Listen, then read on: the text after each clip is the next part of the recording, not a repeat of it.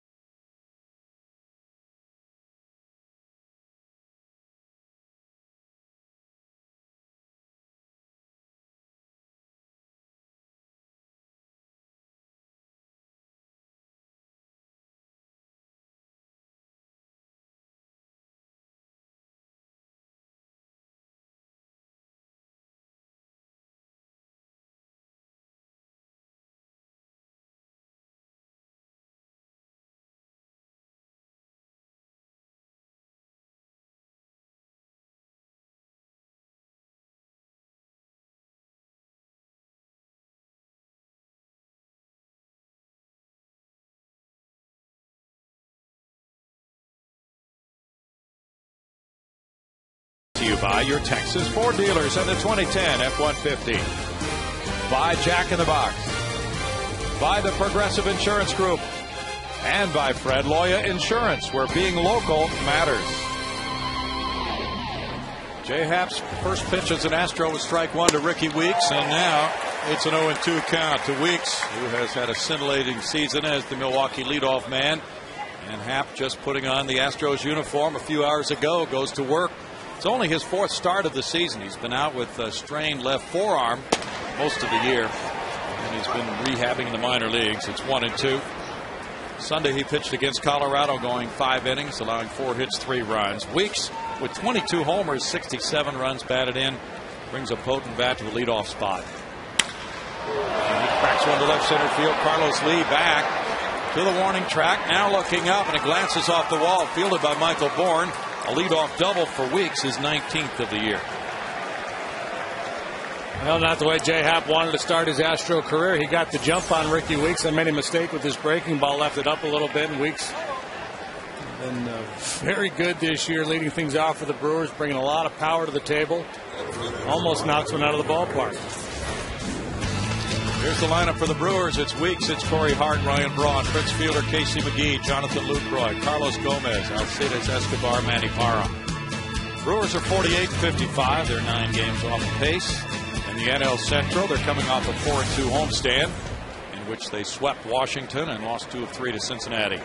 Now Hart has missed the last few games with a wrist injury, taking ball 1 there. .292 for Hart. He too has had a good year. 22 homers, 70 runs batted in. So 22 homers from each of the top 2 spots in the lineup for the Brewers.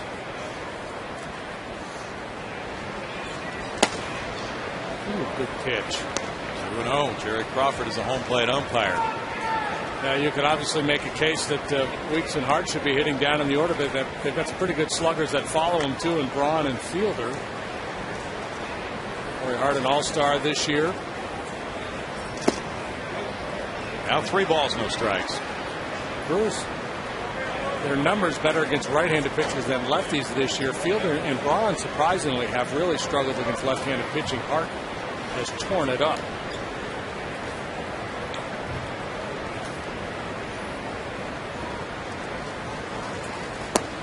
Hart looks at that one, and it's strike 1.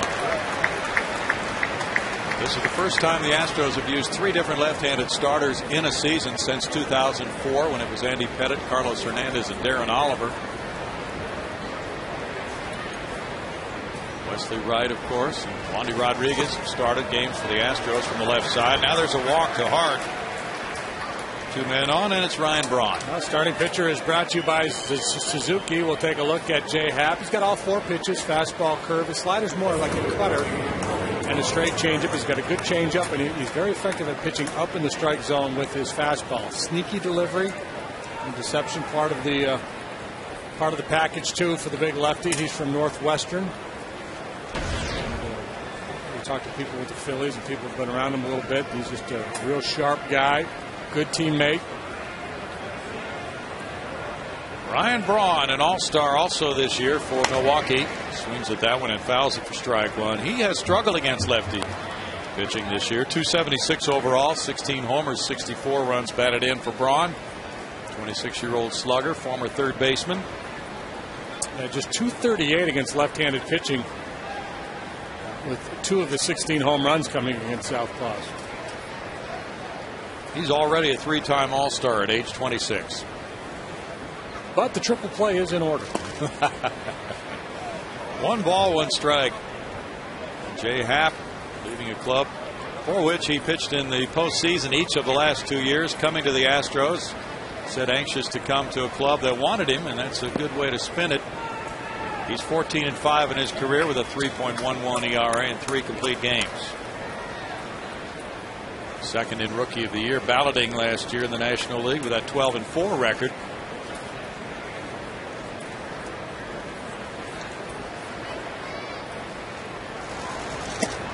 He gets a swing from Braun, and it's 1-2 to Ryan. And that's that high fastball I was talking about. They get a lot of swings and misses up there from right-handed hitters.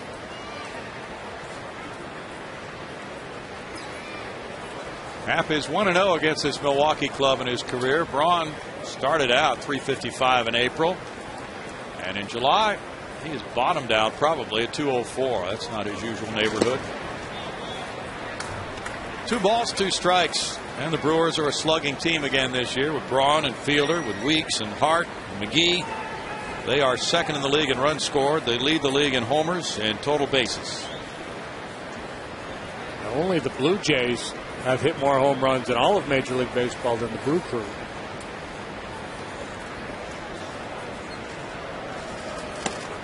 Braun cannot catch up with the fastball of Happ, and he strikes out and down. Roy Oswalt got lit up on his first pitch of the game in Washington tonight. There's the Happ strikeout. Outside edge, up a little bit. Pretty long swing for Ryan Braun.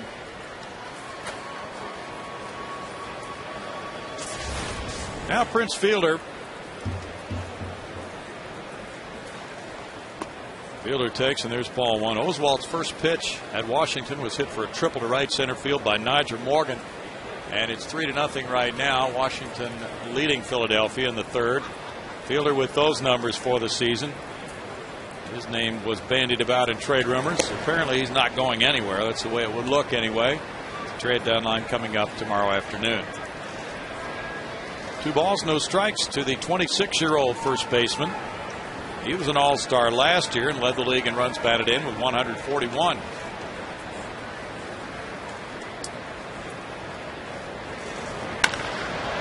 That went out into left center field. Moves Carlos Lee into position for the second out. For Casey McGee now.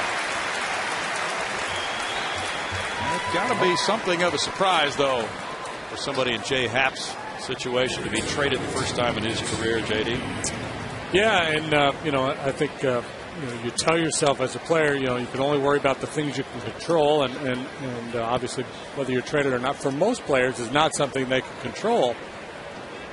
But nonetheless, when it happens, it can be a little unsettling. I think the best thing to do, though, is it was his day to pitch today, so throw him out there and just get right into the routine. Strike to Casey McGee with 14 homers. He has 58 runs batted in and a .273 batting average for McGee. He's another of those Brewers who has hit lefties well. And he's hit .417 against Houston pitching this year. It's 1-1. Fielder hit the fly ball. And now there are 2 outs as the first 2 had reached, and Happ has regrouped by getting Braun and Fielder. That's not an easy way to regroup in an inning. McGee, 27 years old. He drove in 66 last year for Milwaukee. New battery mates, of course. Humberto Quintero talks it over with Jay Happ. And McGee early on really providing a lot of production for the Brewers. Was leading the league in RBI for a while. Jay with 19 pitches, 10 balls, 9 strikes so far. His whole MO is to try to get ahead and then get you to expand either the high fastball or that breaking ball down towards the back foot of a right-handed hitter. Could be a swing and miss pitch too. 1-2. More of a fly ball guy. He'll get more outs in the air than he will on the ground.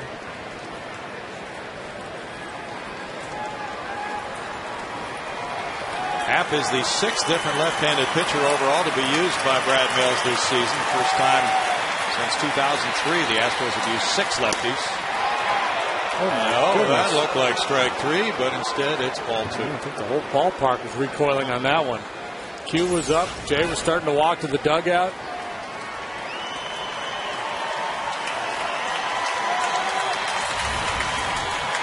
Now he needs to make another pitch with 2 on, 2 outs, and a 2-2 count. And it'll be 3-2 now coming to McGee. According to pitch tracker there, Terry Crawford, the veteran umpire, right on his game, hasn't missed a thing. This is the first game this season in this ballpark between these 2 teams. They've played 6 times in Milwaukee, and they've each won 3 of those. 3-2, the runners go. And it's grounded to the left side, picked up by Chris Johnson. And Jay Happ has pitched the scoreless inning in his Astros debut, leaving 2 runners on. Manny Parra to the mound in just a moment.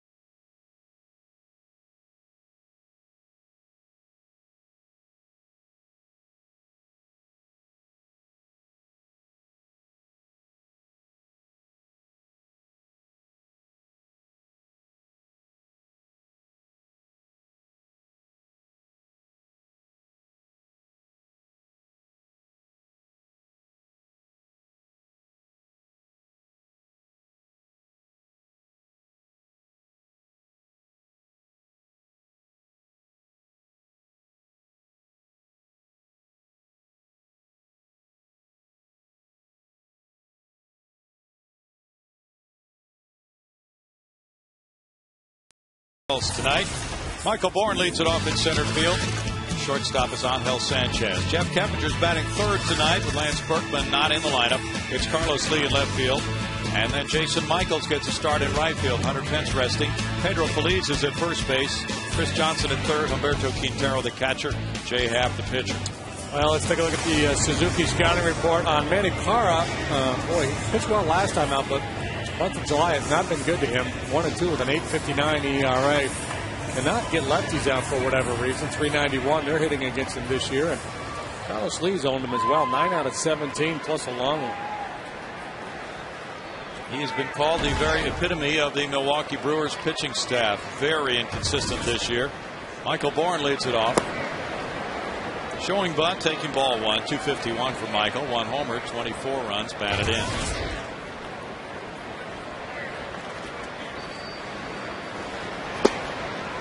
And that's a strike to even the count at 1-1 to Michael Bourne, who's hitting .238 on this homestand.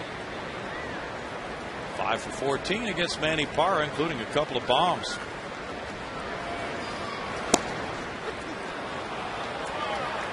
It's 1-2 to Michael. The Astros 3-3 on this homestand. They are 6-6 since the All-Star break. And that's a strikeout for Parra to open his outing.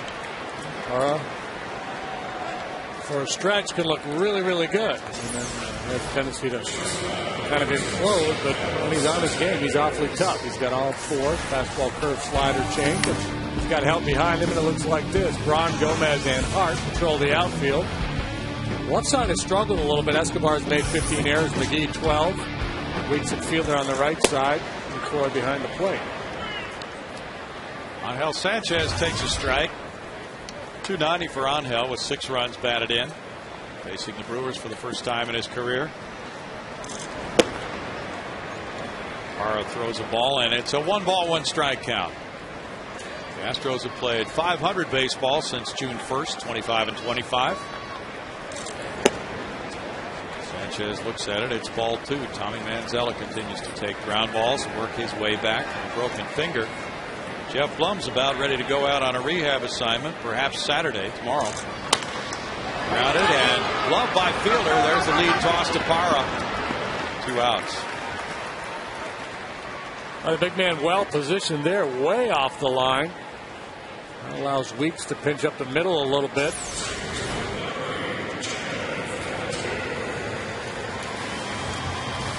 They'll get rid of that ball in a hurry when you're playing that far off the line and in as tight as he was, or he would have lost his angle to feed Parra. Did it well.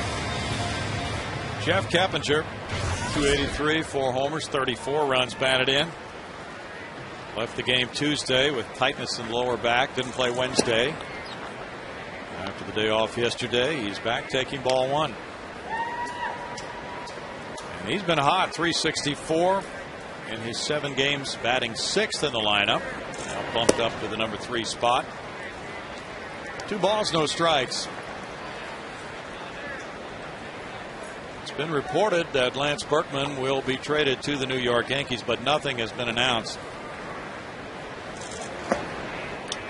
3 balls, no strikes. He told reporters before the game tonight that he had been given a list of 8 teams by the Astros today and asked which ones he would approve a trade to, and he eliminated 4 of those. 3 balls and a strike. He went through the normal batting practice routine before the game tonight. Brad Mills was asked about why Berkman wasn't playing. He said, well, they talked about resting him either the other day or tonight around an off day. Berkman takes the walk and decided that tonight would be the night to give him a rest after the off day yesterday. And Brad continues to be asked about trade rumors and trying to play through all that's swirling around this club right now. He continues to downplay it.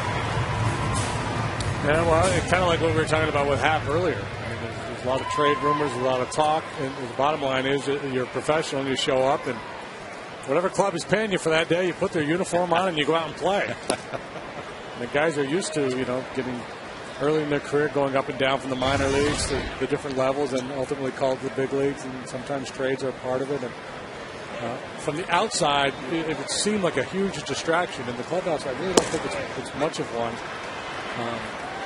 Unless you're the the guys involved in the deal. Obviously, it's a little bit different animal there. And by all accounts, that's what's happened. That the Astros have come to land, said we've got this trade for the Yankees.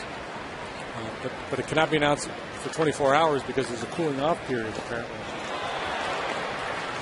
There's a strikeout on Lee to end the first inning. And with one man left, it's no runs, no hits, and a scoreless game, 2-1.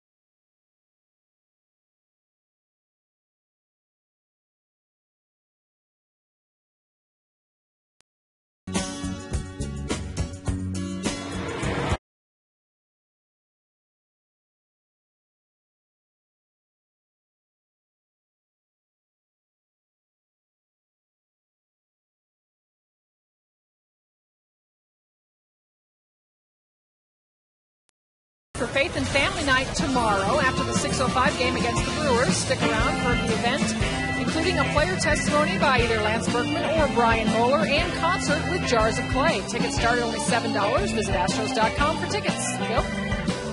Thanks, Patty. Inning number 2 begins for Jay Happ, facing Jonathan Lucroy, the catcher. There's ball 1 to Lucroy, a .290 hitter with 2 homers, 10 runs batted in.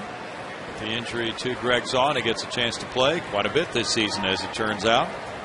Yeah, pretty good offensive player, good minor league numbers coming up through the system. A line drive hitter with occasional power.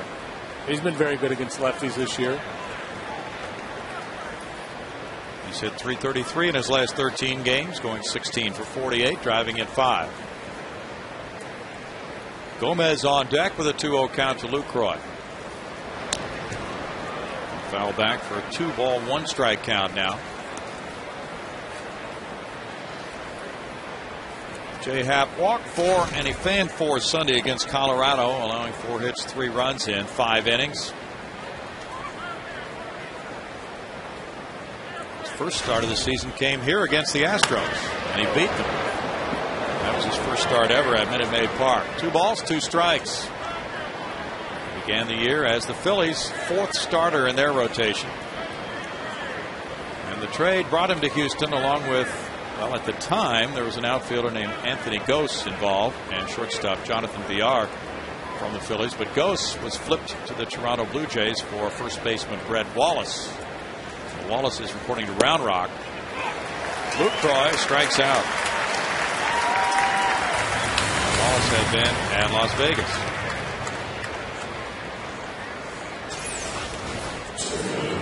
Brett Wallace with his 4th different organization in pretty much a year. Traded at the trade deadline last year from St. Louis to Oakland, then moved on to Toronto, and now an Astro. Strike 1 on a breaking pitch to Carlos Gomez. .234 with 5 homers, 22 runs batted in for the talented Gomez. Just 24. Happ is 27. It's 1-1. Obviously, a big part of what the Astros are doing is getting younger. Oswalt will turn 33 in about a month. 2 balls and a strike. And ironically, Roy falls 1 victory short the all-time win leader, Joe Niekro, as he departs Houston, for whom JD was traded. It's the circle of life, Brownie. Yeah, kind of crazy. What were the circumstances when you joined the Astros? Did you pitch within a few days, or how did that trade go down? No, actually, that was right towards the end of the year. That wasn't a trade deadline deal. That was after the waiver period. It was in September. And the Yankees were in a pennant race with the Toronto Blue Jays in '85, and they were looking for pitching help. So they traded for Nuxie, and wasn't a whole lot of season left. Strikeout number 3 for Happ. And I made a couple of relief appearances. And other than that, just hung out. They wanted me to go to the instructional league, but I was getting married that fall, so we scuttled that plan. And then came back and had to compete for a job the following spring and made the ball club in the rotation in the spring of '86. Yeah, I remember warming up in the bullpen in the Dome and some guy yelling at me, "You better have a knuckleball." Come on, man. Just trying to do my job here. Strike 2 Escobar. 251, 2 homers, 27 runs batted in. Happ is popping a fastball at 92 upstairs. Yeah, he's got plenty of fastball. You know, he has a reputation of being a finesse guy, but he's got plenty of fastball. Especially when you factor in the deception, it hides it well. And even though he's getting squeezed a little bit here, I mean, that's kind of his game, what he just showed you, that if he can get the called strike down there, the one he just threw, and then climb the ladder, get the hitter to chase. If you can't get that call and he's working from behind, they're less likely to chase.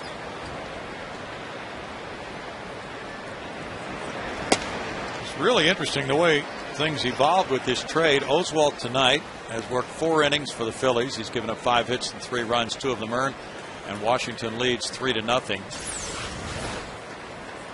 I think it would be ironic if the Phillies got shut out tonight. Wouldn't it though? The change of uniforms meant nothing, huh? Yeah, it's on you, man. You got the curse, the Kavorka. It's with you. You can't shake it. Got the halo over him. Now Manny Parra, good hitting pitcher, comes up with 6 hits and 23 at bats, a .261 average. He has a couple of doubles and an RBI for Parra. 5-0 Nationals now over the Phillies. So it's not going to end well for Roy tonight, but he'll be good for them. He'll get things turned around, I'm sure. He did catch one line drive to end an inning, a screamer right about waist high. Parra can swing it. He's a pretty good hitter. We'll take a look at this delivery of J. Happ. James Anthony, J. A. Happ, but he prefers to go by J.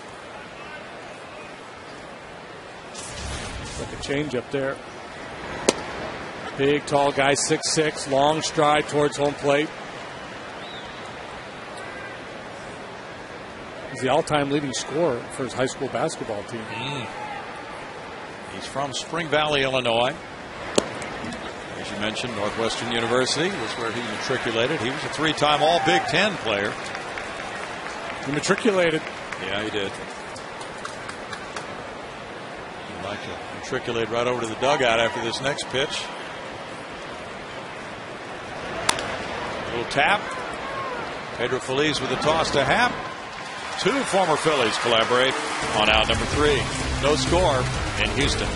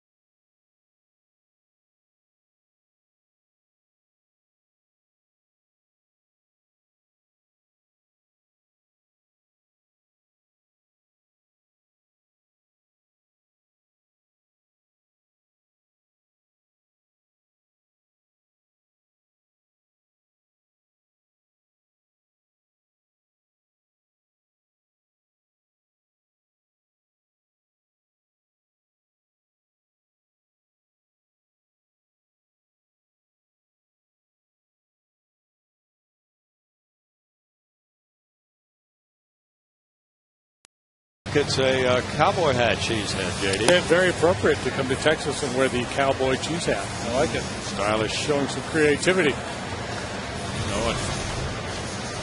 Bottom of the second inning. It's 0-0 here. Fans have come, probably wondering, boy, trade deadline tomorrow. Wonder what we're going to find out tonight. Well, nothing officially. There could be a whole lot unfolding. There were deals during the day today. Christian Guzman was traded by the Nationals to the Texas Rangers. And the White Sox made a deal. So they got Edwin Jackson for the Diamondbacks.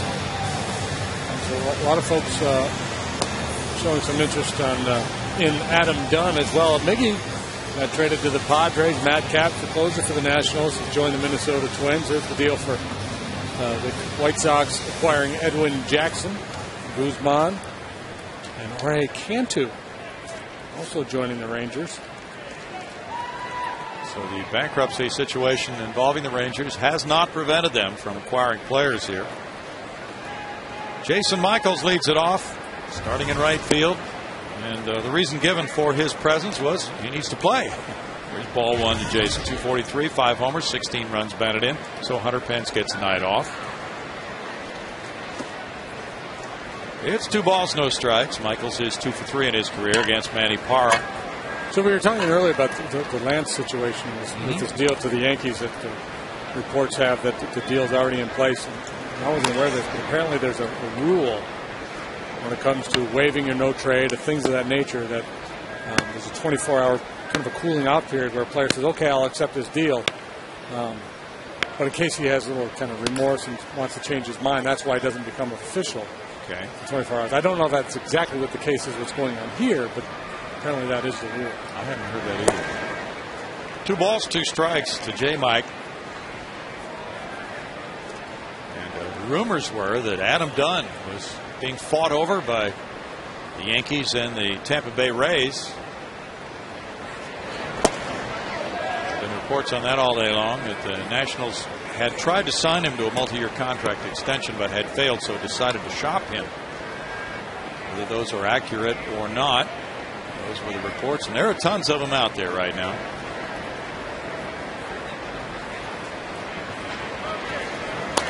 Well, yeah, there's one story that the White Sox are going to flip Edwin Jackson to the Nationals as part of a deal to pick up Adam Dunn. It would be awfully tempting, wouldn't it, if you were a right-handed hitter to try to push a bunt down there, down the first baseline with Prince playing so far up the line, not here with the 2 strikes in the count. There's a score from Washington, D.C. Nats up on top of the Phils, 5-0. Fly ball left. Ron Backey got it. Ron looking up. How about that for a selection for the starting lineup tonight? Jason Michaels goes deep with home run number 6. Once again, Brad Mills makes a good call. Jason Michaels, for quite a while now, has been putting together very good at-bats. The numbers won't indicate it because he hasn't had a lot of playing time. But the last few weeks, it started before the All-Star break, he was really swinging it well.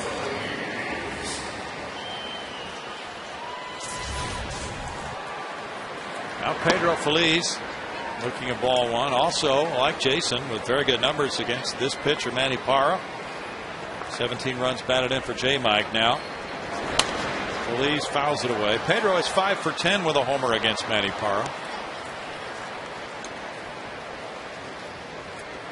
J. Mike has been hitting for some time. You're right. He's now 16 for his last 48. For 333 average over the last 24 games in which he hasn't at bat. And sometimes he'll get 2-3 at bats in a week, but as a pinch hitter, he's been delivering. 1-2.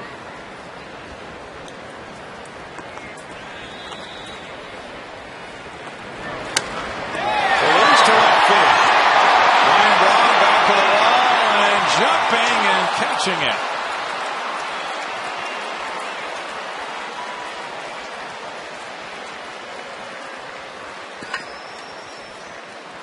Ryan Braun looking up at the Jumbotron, wanting to take a look at this replay, feeling for the wall and finding the ball. Good technique. Back of the box standings show you the active hitting streaks in the National League. Jay up, Justin Upton has a 14-game streak. Then Chris Johnson, who's stepping up now. Yorvi Torrealba have 12-game streaks with Jose Reyes at 10 games. CJ takes strike one. During his 12-game streak, he's hit 400 with 3 homers, 9 runs batted in, up to 325 for the season. Soft foul goes back.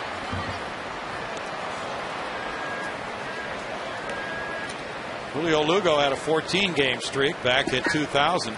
Johnson's the longest by an Astros rookie since then.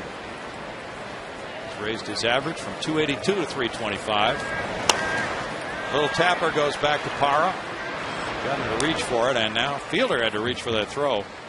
2 outs. Back-to-back changeups there from Manny Parra. As I mentioned, he's fastball, curve, slider, and changeup. A nice assortment of pitches. Command has been an issue for him. Not that he's walked a ton. He's been pretty hittable. Mistakes in the strike zone. A 307 batting average against.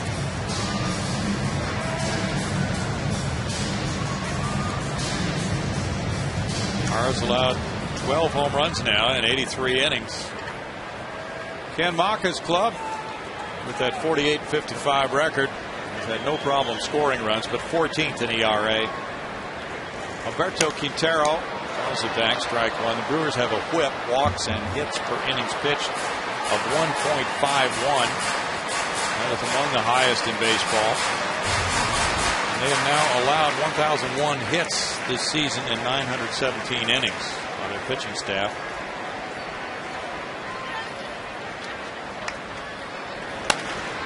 Quintero fouls it away. Well, this is going to be an interesting weekend to watch unfold.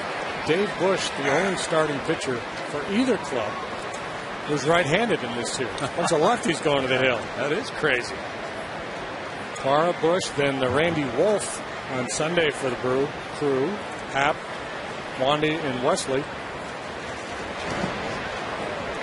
1-2 to Q.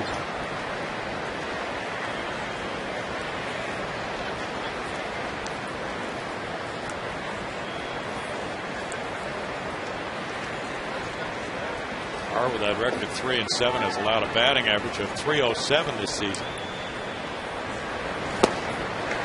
He gets a strikeout. That's number 3. And the Michaels home run gives the Astros a 1-0 lead through 2.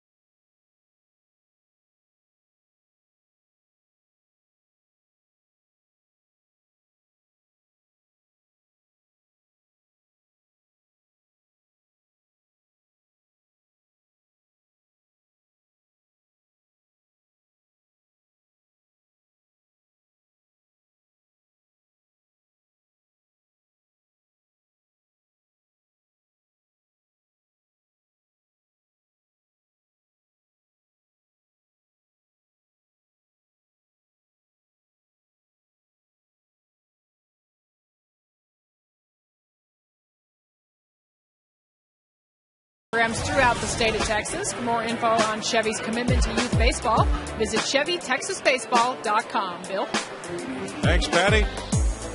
Ricky Weeks will lead it off now in the Brewers' third. He led off the ball game with a double to left center field. He is having the best seasons in a long while by a leadoff man.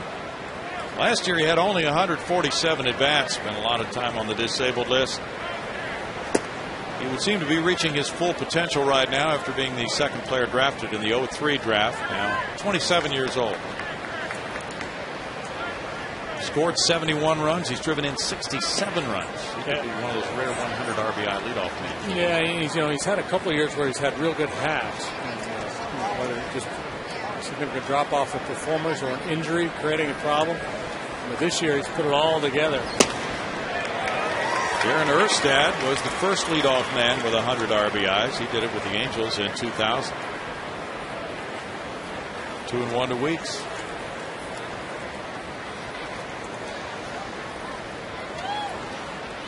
More meaningful in the National League where you have pitchers hitting. Absolutely. Sorry, Ersty. I mean, addition. I thought Brian Downing had done it too with the Angels back in the day. Maybe he didn't get 100, but I know he was a big RBI guy at the top of the order. That'd be close, yeah. That's where he ranks as the leadoff hitter in those categories. Just a tremendous year, and now he takes a walk. He's walked 50 times this year. He's walked 50 times. He gets hit by a pitch more than anybody in the game. Infielder both, they're 1-2 being hit by pitches. Weeks 19 times, Prince 17 times.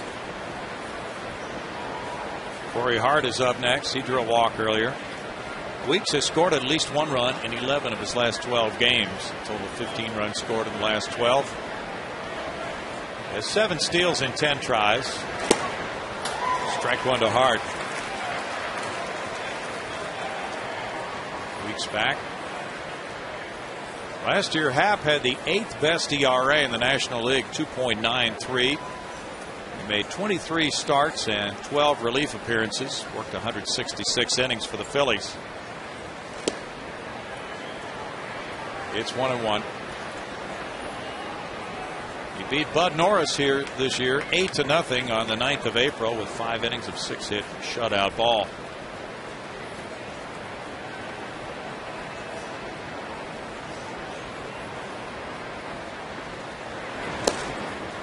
Now it's 2-1. Brian McTaggart writes at Astros.com. Lance Berkman exchanged handshakes and hugs with several teammates in the clubhouse about an hour before the game tonight against the Brewers.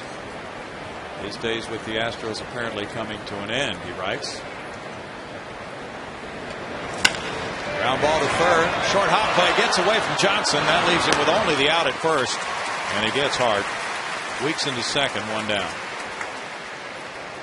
A sharply hit, had he handled it, would have had the double play, but he does a nice job of regrouping after the bobble and making sure he gets at least an out.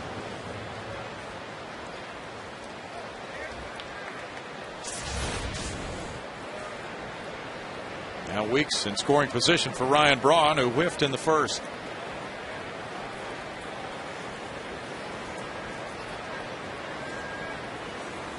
Apparently, according to McTaggart's story, as JD indicated earlier, clubs are on the verge of a deal. Berkman to the Yankees. It can't be finalized until Saturday afternoon because of the 10-5 rights of Berkman. Ball one to Braun.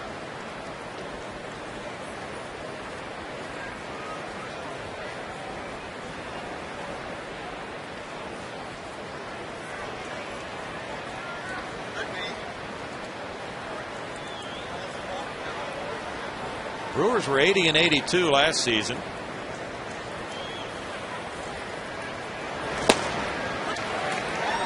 Throw to second base. Weeks is back after the pitch was a strike, and it's 2-1. One of these days, Q's he's gonna have the pickoff attempt for the cycle. He's gonna take a shot at a guy at every base. I'm not sure how you can pick him off at home, but he'll find a way.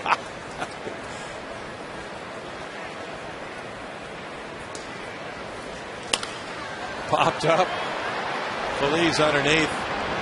Toward the first base line. Now back. 2 outs. And it's Prince Fielder coming up next.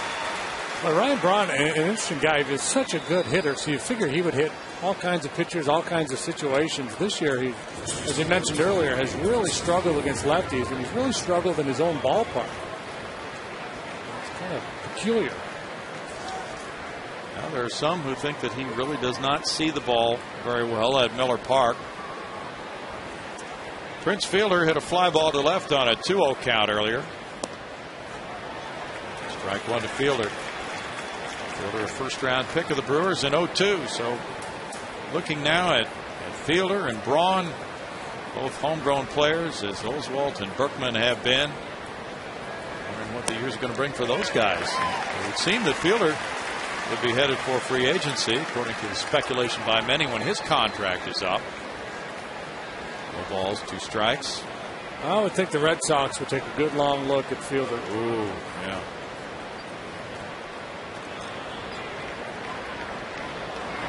And Prince is due to be a free agent at the end of next year, correct? Yes. And there was a story in the Milwaukee paper when we were in town earlier this year. Doug Melvin, the general manager, his philosophy, and I think many share it, is that the position players do better on the market in the winter than they do at the trade deadline. You get more in return.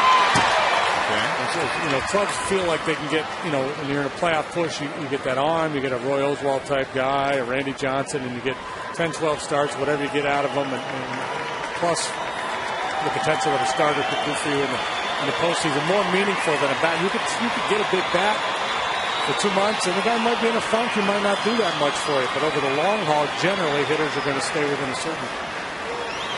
They're going to reach their levels. So you're better off trading a guy when a club can have him for the full year. They're more willing to give you value. 93 to 76. Happ has range and velocity.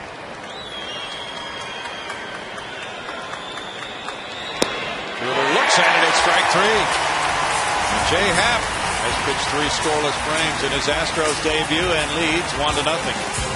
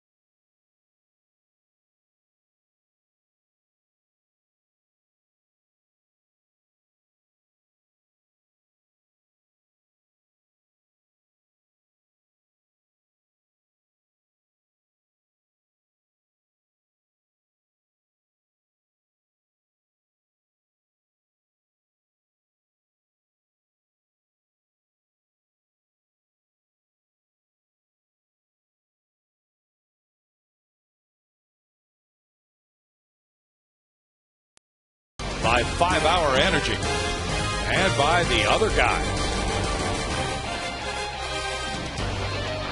What other guy? Mark Wahlberg, Will Ferrell, those guys. These guys over there? Those guys. I mean, them guys? Yeah. Jay Happ takes strike 1 in his first at bat as an Astro. 0 for 4 this season. 1 sacrifice bunt for Happ. 0.73 for his career. And Manny Parra gets out in front. No balls, 2 strikes in the count.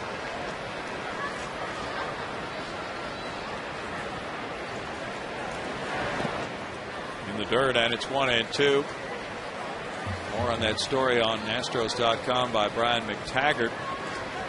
According to this story, if Berkman becomes a Yankee, he would be the everyday DH. See limited time at first base behind Mark Teixeira. 2 balls, 2 strikes.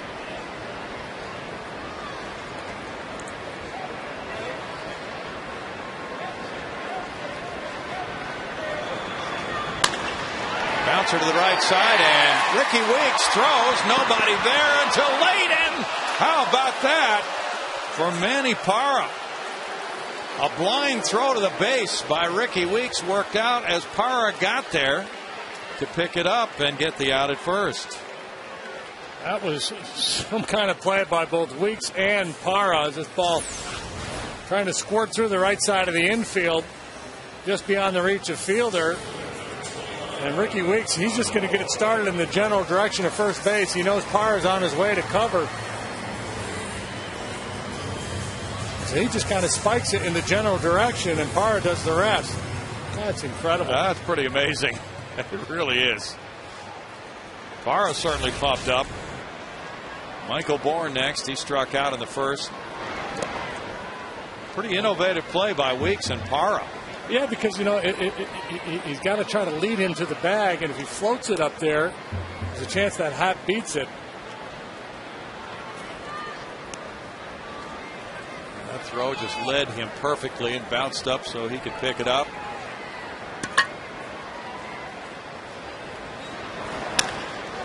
Michael Bourne taps to shortstop. Escobar clips him for out number 2. We go to Patty Smith.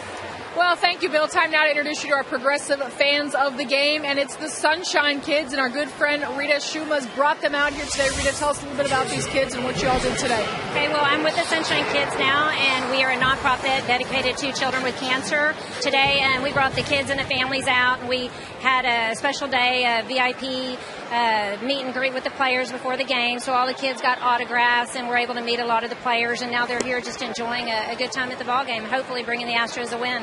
And we know Craig Biggio used to be very involved, and I believe still is. Has another player on the team sort of filled in for him, or is Craig still sort of the main Sunshine Kid contact? Actually, Craig is still our national spokesperson. He is still really involved with us. We come out here twice a year, courtesy of the Astros. They host, and all the players are wonderful. But we do have a Biggio Day at the ballpark where all the kids and families are able to come out, play ball, and then we do a holiday party at the Sunshine Kids house. So he is very much involved, but the Astros have really just kept us here, and we love it.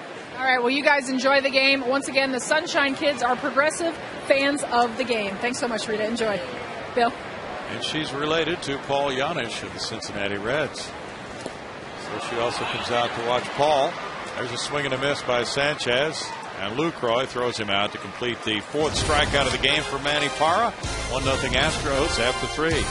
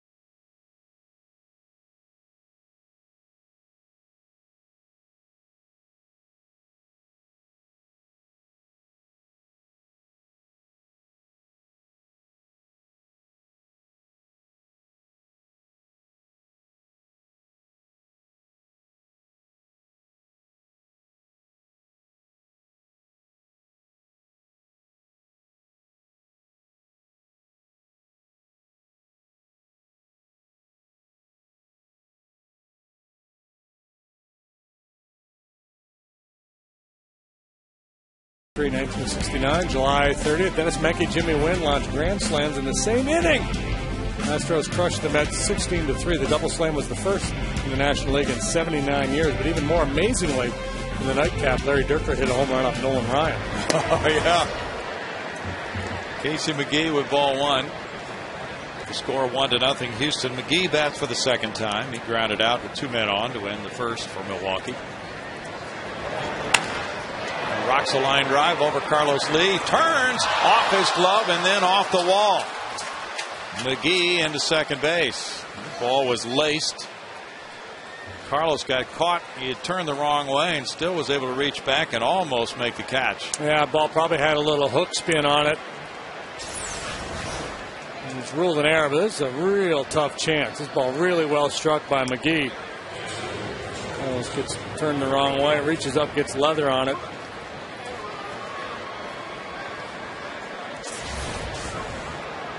Fifth error of the year for Lee. Now Jonathan Lucroy, who struck out in the second inning, comes up with a man on.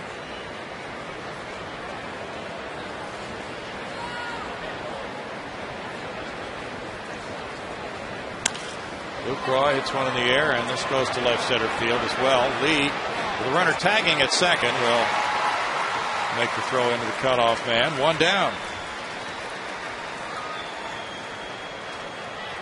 J. Happ working around that error, gets the next one on one pitch, and now it's Gomez batting. Carlos played for the Twins last year, traded for J.J. Hardy over the winter.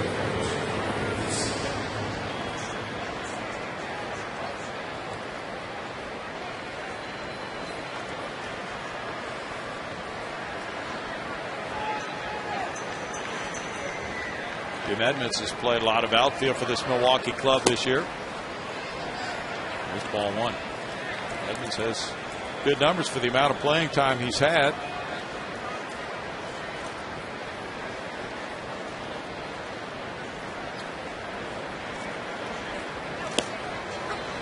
Strike makes it a 1-ball, 1-strike count.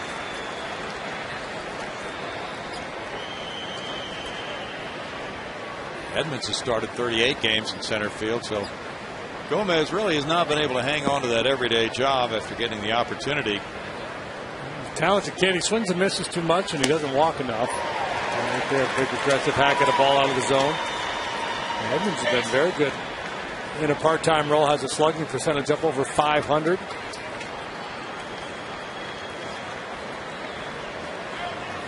Phillies just scored one in the 7th at Washington, but they trail 5-1 after 6.5. 2 balls, 2 strikes. Jason Worth hit his 15th home run for Philadelphia. The Phillies really going for it this year, and they also have Roy Oswalt under contract for next year. 67 pitches for Happ. In the dirt, Quintero keeps it close. 3-2 with Escobar on deck.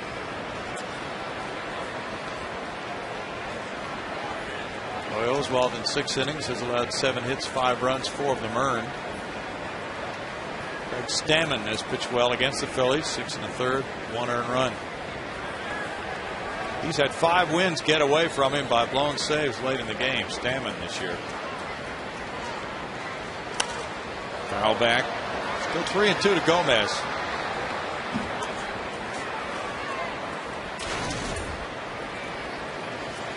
Ironic that this was the scheduled day to pitch for Happ and Oswalt as they were traded for each other.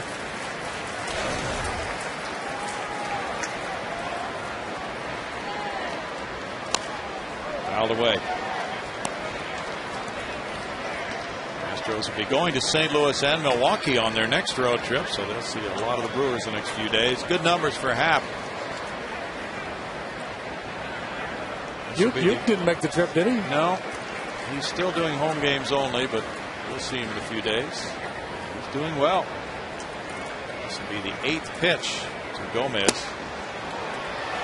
And it's ball 4. Some movement by Q behind the plate may have cost cost J. Happ that call. Looked like a pretty good pitch. Gary Crawford, for the most part, pretty tight zone here tonight.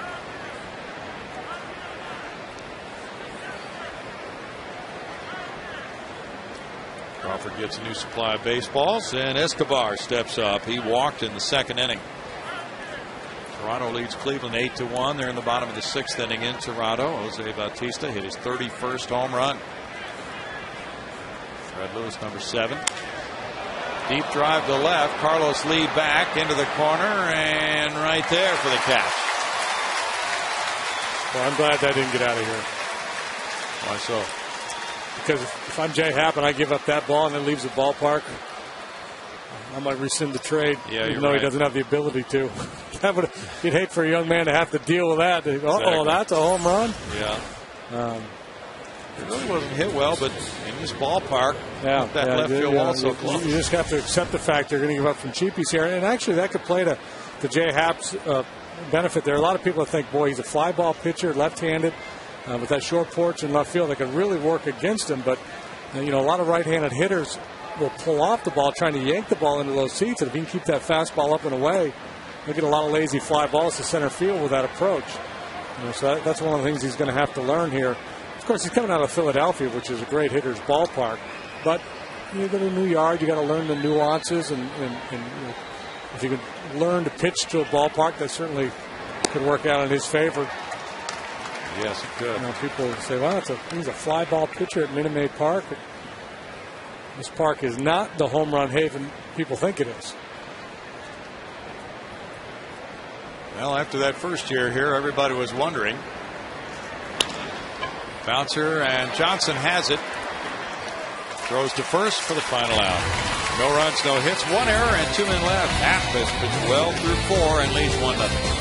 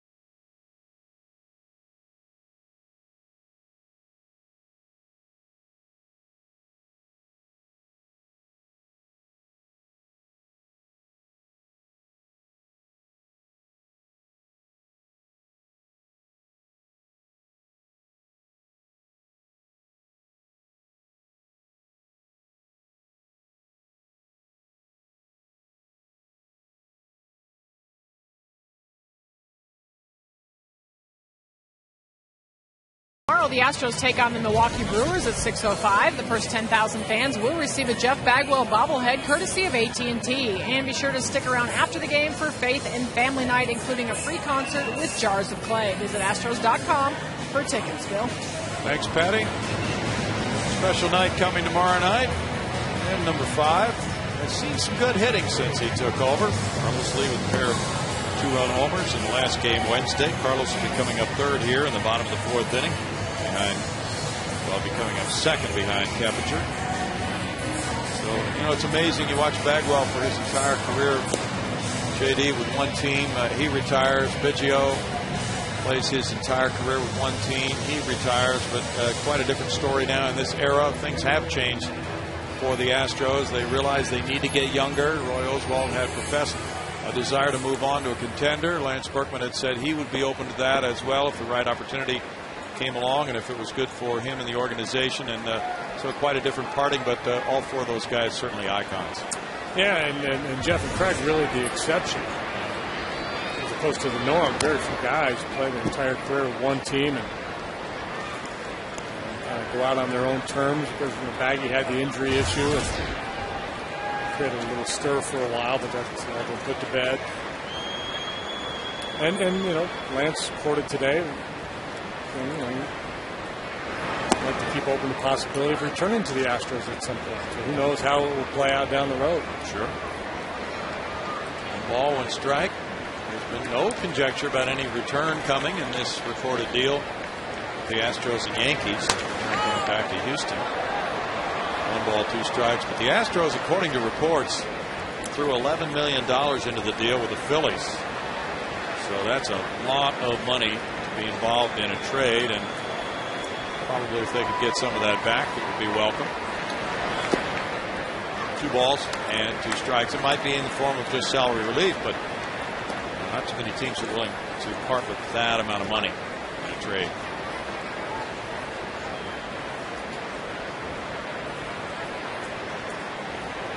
Yes, thank you indeed. It's been a tremendous career for him.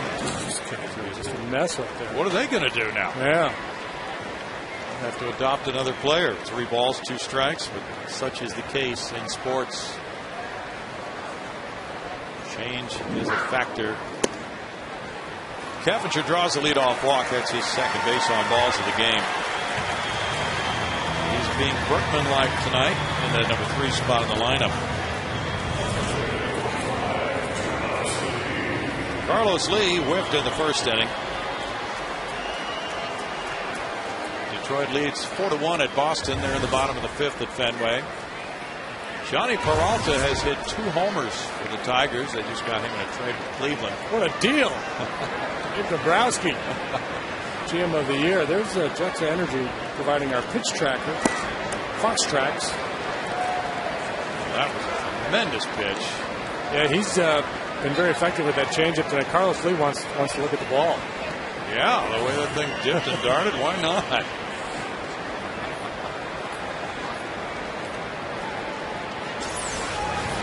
His changeup. He's had a good one tonight.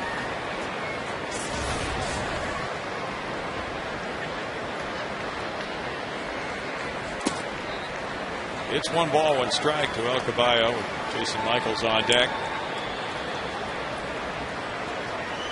Mets lead Arizona 5-4. They've played 5 at Citi Field. David Wright has hit a pair of bombs, giving him 17. He hit very few at Citi Field last year. Bouncer third. McGee fires to second. Weeks the middleman on a 5-4-3 double play. That was slick. Nice hands by Casey McGee. I talked earlier about the left side of that infield having some issues this year. Collectively, they've made 27 errors, Escobar and McGee, but nice glove work here. Start the around the horn double play.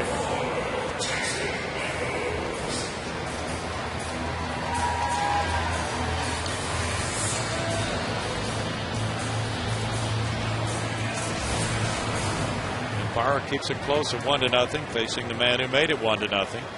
J. Mike ripped a 3-2 pitch for a homer to left. And takes strike 1. Tampa Bay got 3 in the 6th and leads the Yankees 3-2 after 6. And Joyce hit his 4th home run for the Rays. 1 ball, 1 strike. Yankees got a homer from Nick Swisher, his 19th. Struck out against a position player pitching last night. Cleveland. It was Andy Marte. It's going to be interesting to talk to Lance down the road and get his take on the situation in New York, because the media in that clubhouse is a lot different than what he's encountered here in Houston. And then there's Lady Gaga visiting the clubhouse after a loss. Stuff like that. 3 balls and a strike. Lance will be hosting SNL, doing his Elvis impersonation. He could do that. That's ball 4, and Michaels takes the 3rd walk of the night for Parham. You know what we discovered when we were there at Yankee Stadium a while ago was their clubhouse is wonderful. It's spacious, but the media is just all standing around talking to each other in the Yankee clubhouse. The players aren't there. There's another room off the clubhouse, and that's where they all go to gather. Media's not allowed there, so the players can go back there and hide. It's a pretty good setup for the players. Pedro Feliz hit a fly ball to left in the second inning. And Ron with a good catch at the wall. This one Trickless foul for strike one. Both Edwin Jackson being traded to the American League. Manny Parra now leads the National League with 12 wild pitches. So you always have to be alert on the bases for the ball in the dirt. With Manny on the hill.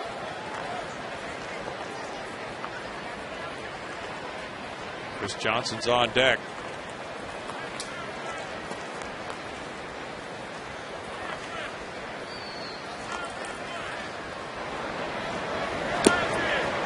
The fastball gets strike two.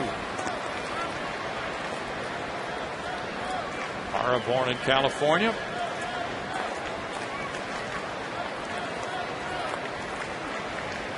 And he's 27. He was a native of Sacramento.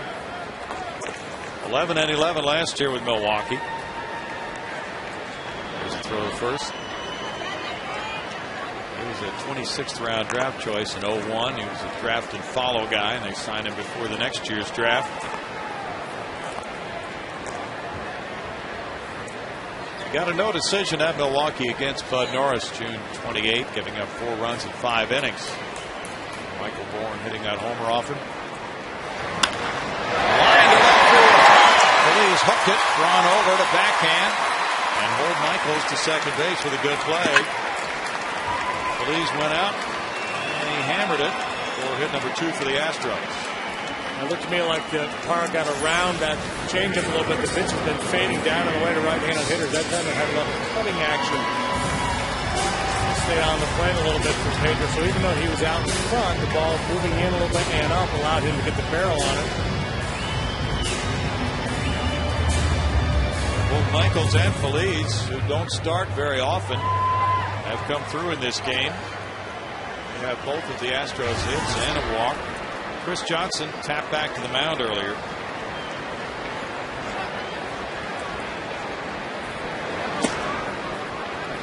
It's going to be interesting to see what happens with the Astros in the next couple of years as they go younger.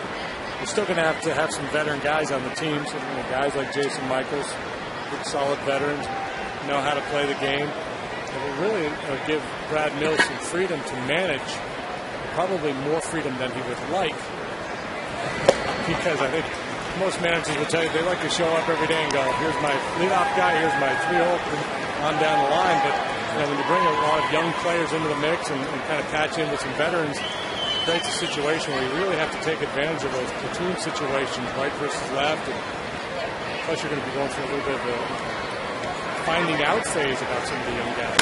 Yeah. Deep drive to right field. Corey Hart on the run. Way back in right. Chris Johnson. Opposite field. 3-run homer. Number 4 for Johnson, and his hitting streak goes to 13 games. Number 4, and he didn't have any prior to the last road trip. That's a great way to keep a hitting streak alive right there. 20 runs batted in now for CJ. Here's the swing. Gets that weight back on the backside and then explodes through that pitch.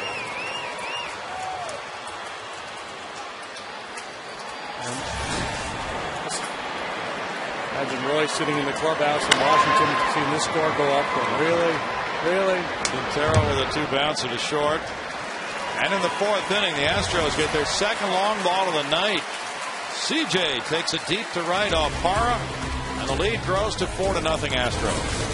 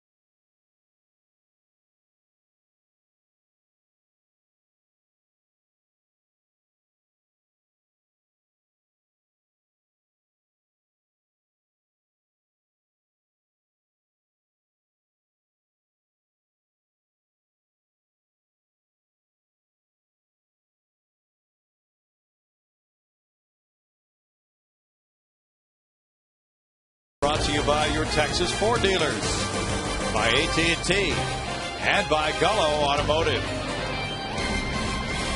Just about nightfall in Houston. The Astros lead it here 4-0 on a couple of home runs. Jason Michaels hit a solo shot in the second, his 6th of the year.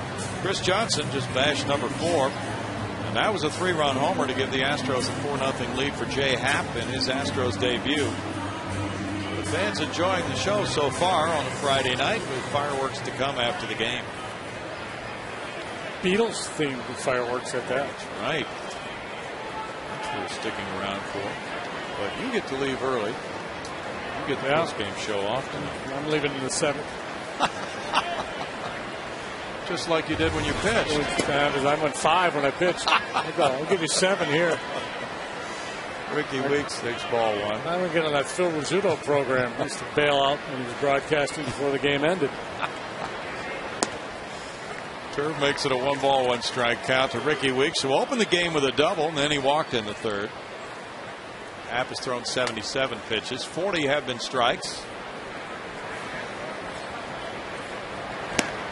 Last year, he threw the 5th highest percentage of fastballs in the National League. 1-2. It's been primarily fastball, breaking ball here tonight. Haven't seen much with the changeup. No. He's got one, but he hasn't really featured it. Probably slipped a couple in there, but not many. Before the game, he was just facing his locker, getting ready to start tonight, while there was a buzz over across the clubhouse at Lance Berkman's locker. And Lance was holding court to about 20 media representatives all gathered around him. And tight, and it's 2-2. But yeah, that's got to be a weird circumstance.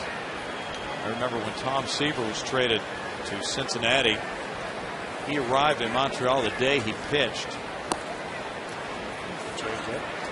3-2. He'd been traded from the Mets. So a very controversial situation in New York. He wanted out, and they finally put together a package and traded him to the Reds. So he came in the day of the game in Montreal.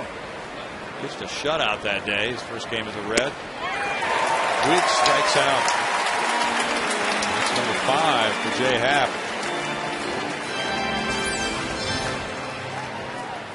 Again, climbing the ladder with that high 4-seam fastball. Looks so good to the hitter, but very difficult to get to and do much with when it's way up there.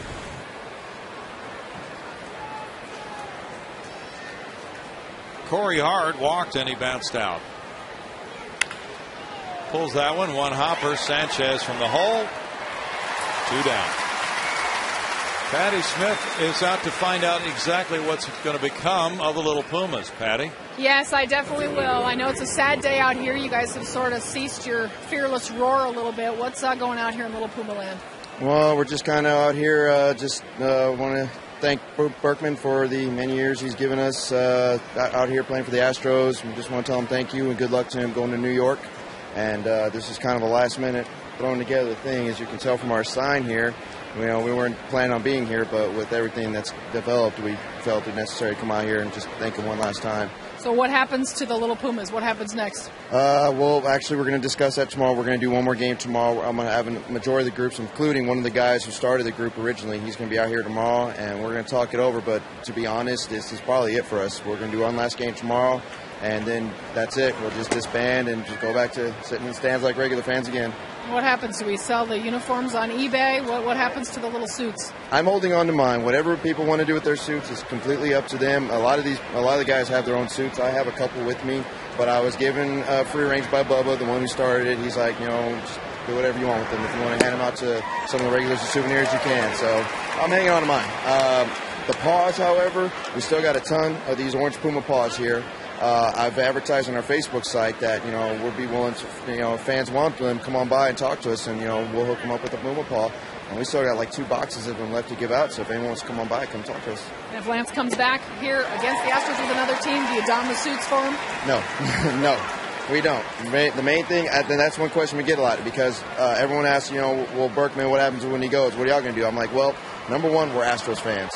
I was born an Astros fan and raised an Astros fan. We're all Astros fans first. So Berkman, he'll just become another opponent.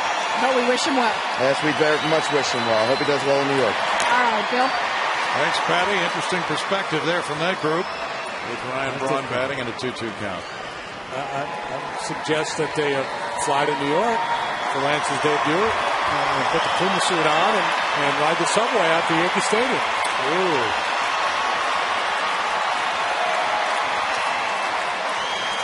They'd be instant cold heroes. Still 2 balls, 2 strikes, where they can redirect their energies. What a career with 326 homers, almost 1,100 runs batted in, ranking second, third, fifth, second on those all-time Astros lists.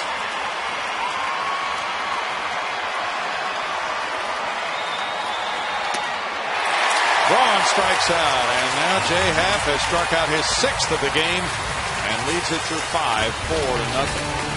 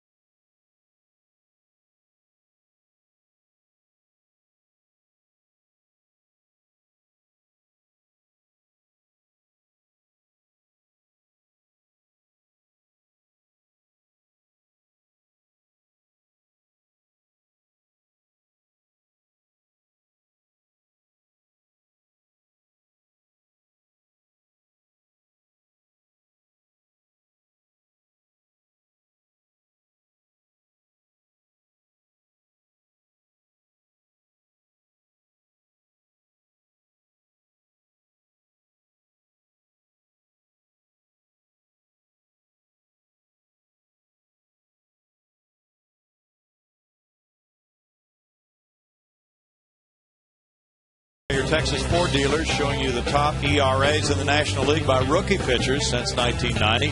Hideo Nomo weighs in at 2.54 for the 95 season.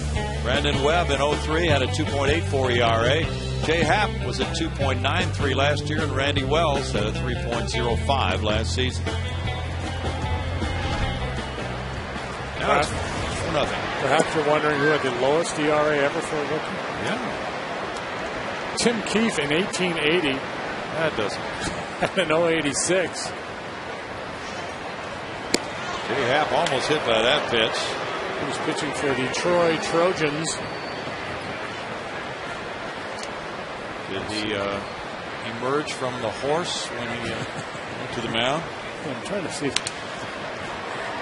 Bounce to fielder. 1 out. Active players, 3 of them in the top 5 on the all-time save list. That is our AT&T trivia question for you tonight. Active players in the top 5 of the save list. One of them's here, we know that. Over there.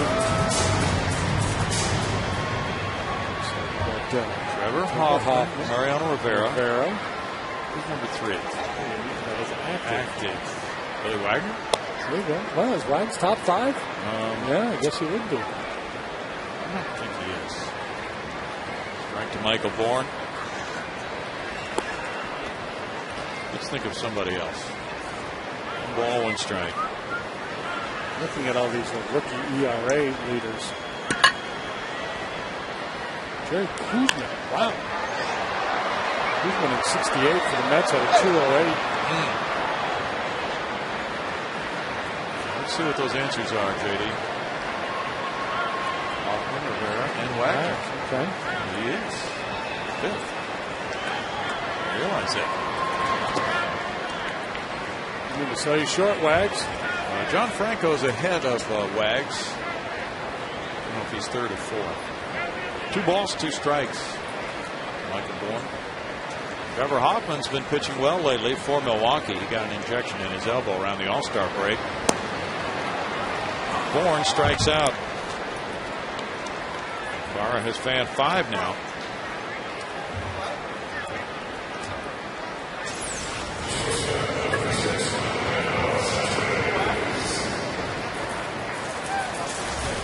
Changeup that he's used so effectively to the right-handed hitters. Looked like he just threw that one to Michael underneath the hands. A walk and knock and a home run in the 4th inning. The real damage done here. It was Michaels, Feliz, and then CJ hitting the home run. It was right after he had gotten the double play ball on Lee. 1-1. Just checking the Round Rock starting lineup at Oklahoma City tonight. Brett Wallace is not playing for Round Rock tonight. Brian Bogusevic is at first base. May not have arrived yet, of course. 1-2, but he might be coming here. That would be pure speculation. Sanchez swings and strikes out. That's number 6 for Parra, and through 5, it's 4-0 Astros.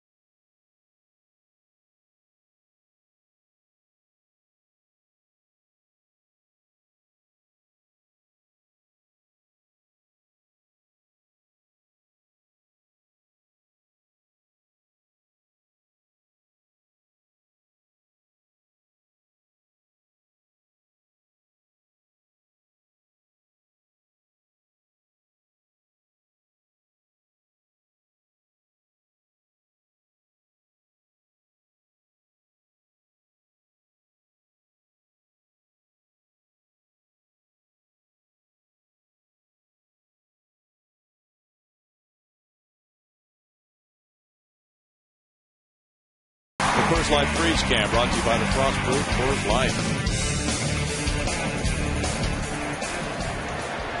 That made it 4-0.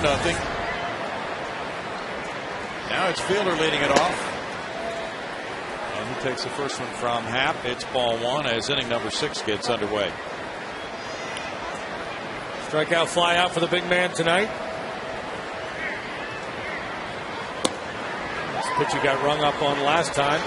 He thought it was outside. Apparently still does. And he let Jerry Crawford know about it after that strikeout. This one driven to center field. Michael Bourne turning back toward the warning track and reaches up behind Carlos Lee to snag it.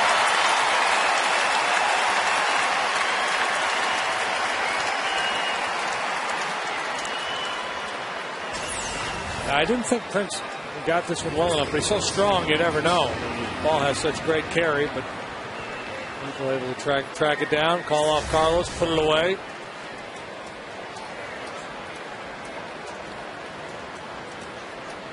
Wilson Lopez is warming up for Houston. And the batter's Casey McGee. He's 0 for 2. There's ball 1. We got an email from Colin Grubb, and he's watching this game out in the Gulf on the oil spill relief effort.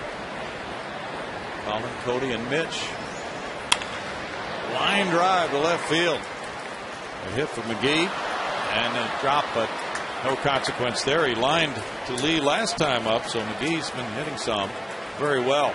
This legendary performance is brought to you by Cabot Woodstains, showing you that on this date in 2007, Cal Ripken and Tony Gwynn are inducted into the Hall of Fame in front of a record crowd of 75,000 and an unprecedented 53 members of the Hall.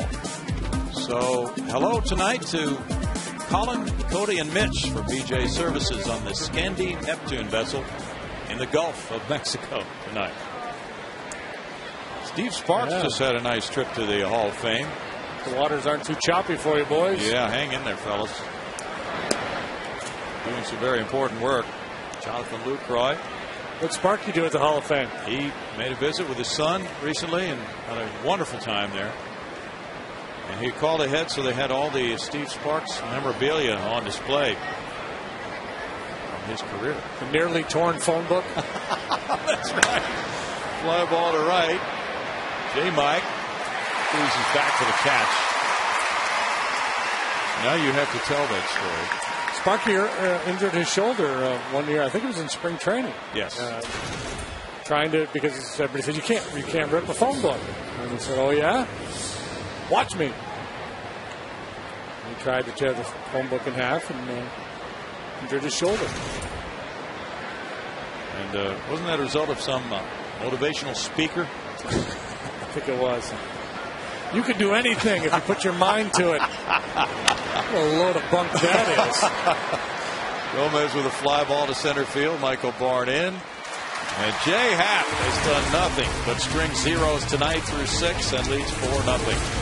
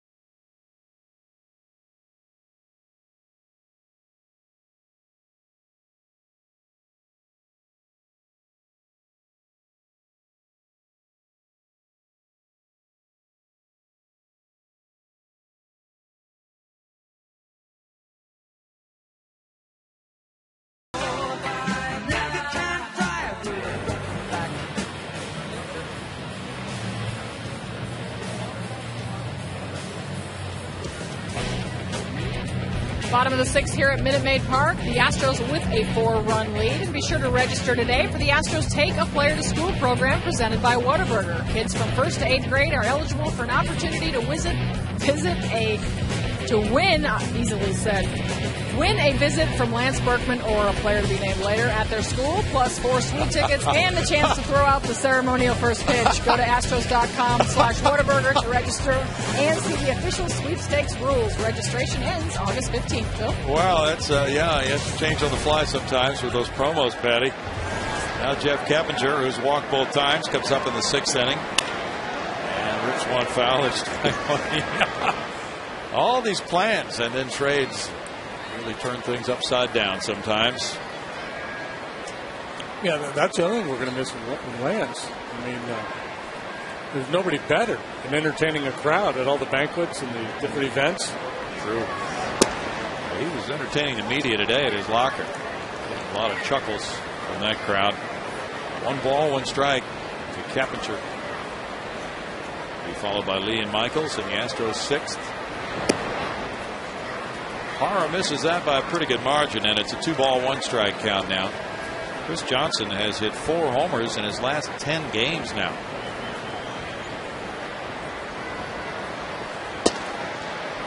It's 3-1.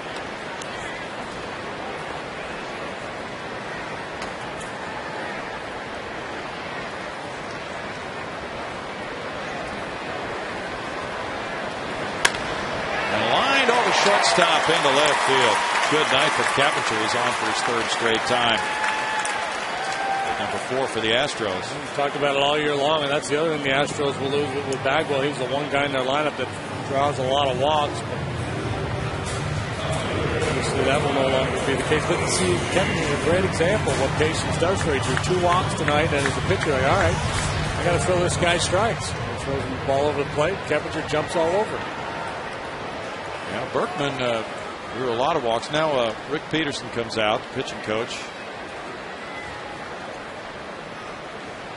So, yeah, Lance really had a tremendous way of working his way on base, making the pitcher throw a lot of pitches in the course of his career. Lee has struck out, and he's bounced into a double play. With all the struggles Lance has had this year, he has an on-base percentage of .372. Yeah, that's amazing, isn't it? More important to look at that number than batting average. Craig Roberts sent a note that Jay Happ is from Spring Valley, Illinois, as we mentioned, and Hall Township High School.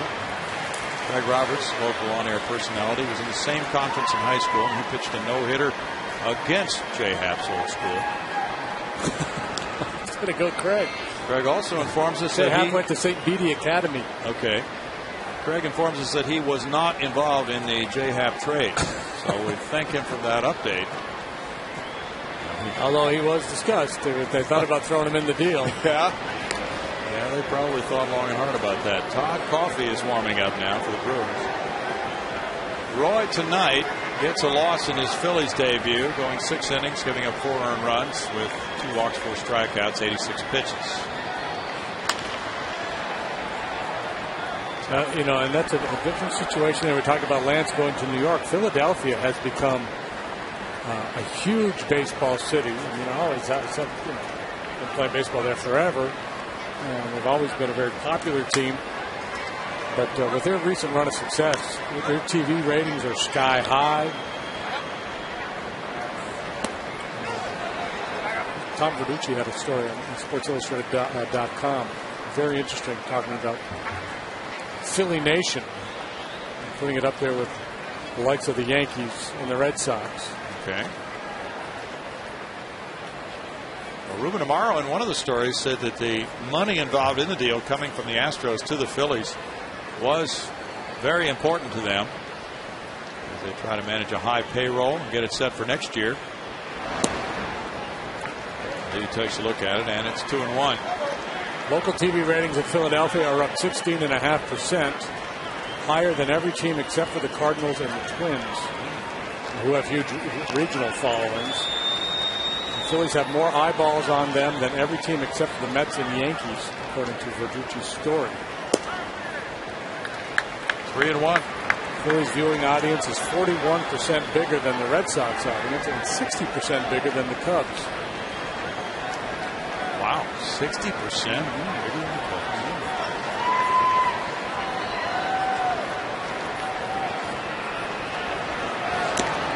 Big cut by Lee, and why not on 3-1? Zone in on a pitch, and then swing the bat furiously. 3-2 to Carlos.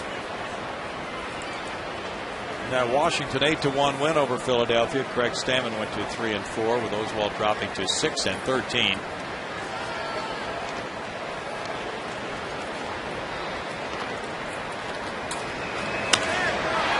Left field, Braun.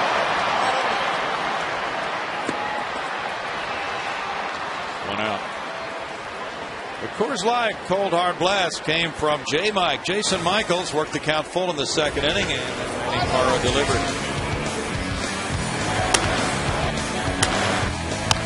Really quick bat on that fastball.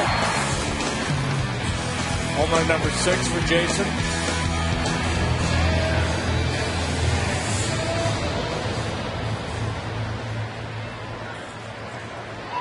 comes up now. He also has walked and scored. So 2 runs scored in this game. J. Mike opened the night with a .466 slugging percentage. Ken Maka has had Todd Coffey warming up. He's making this trip to the mound.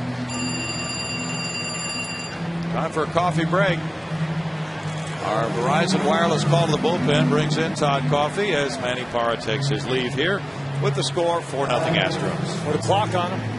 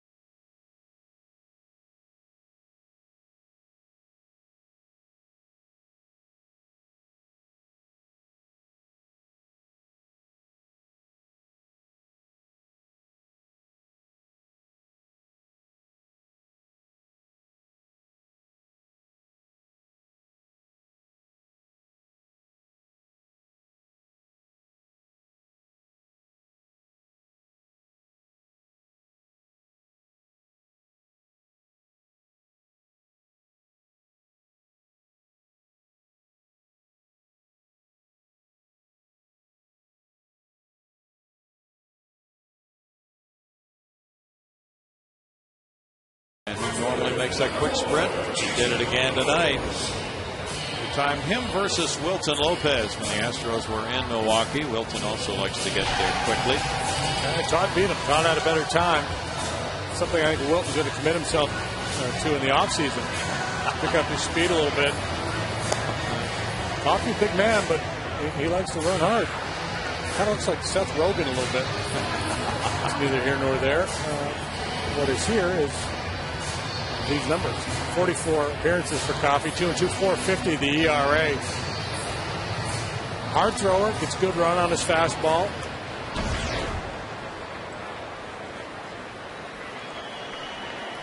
Faces Jason Michaels.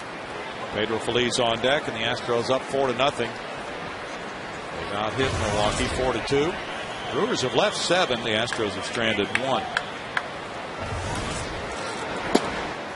The slider works for strike 1 on J. Mike.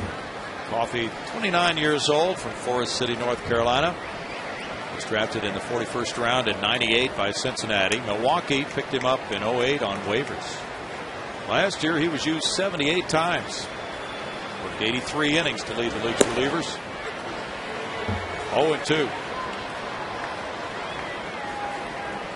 It's Atlanta 4, Cincinnati 3 after 7 at Great American Ballpark. Ryan McCann hit his 14th home run for the Braves.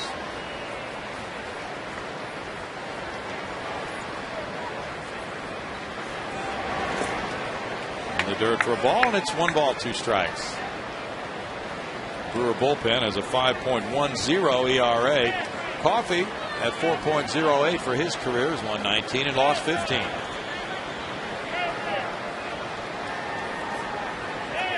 Bullpen really struggled early on. Trevor Hoffman couldn't get anybody out in April.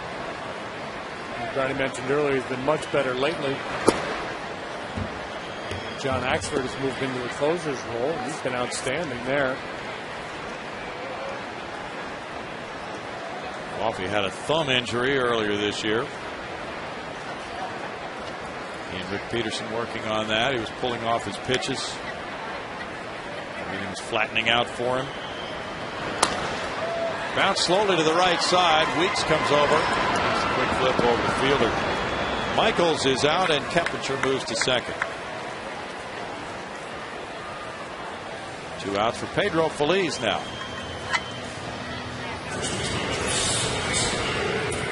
the base runner here, you have to make the determination if you can beat the ball or not. Can't afford to get tagged there, but the slow ground ball. Keppinger realizing that there was not going to be a tag opportunity for Weeks, ran hard. Man in scoring position now for Pedro Feliz. Pedro hit a fly ball to left. Ryan Braun made a jumping catch in front of the wall in the second. Then he singled on an 0-2 count to left field and rode home on the 3-run Chris Johnson homer right after that. Feliz looks at ball one. Yankees are batting in the ninth at St. Petersburg, trailing Tampa Bay 3-2. Rafael Soriano in the game. Cubs and Colorado, 0-0. Top of the third. Jeff Francis going for the Rockies. Down to third on one hop. McGee throws across the fielder to end the sixth inning with no runs a hit and the man stranded. 4-0 Astros.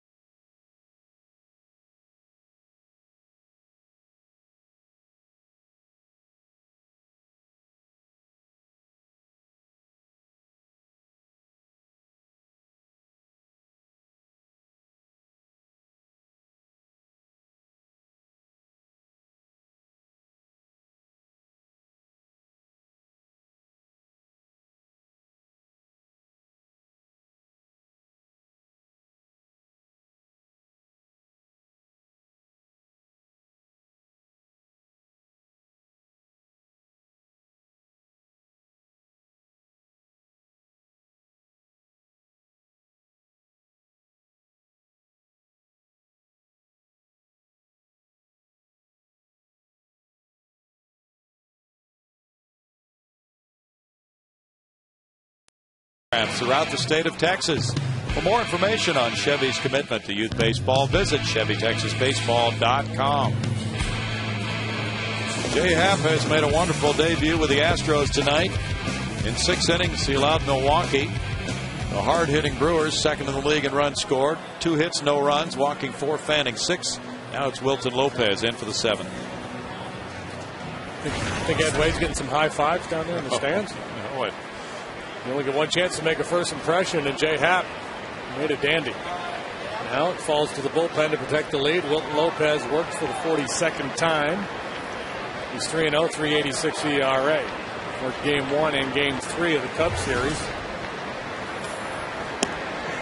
He throws strike 1 to Escobar. He has walked and fly to left.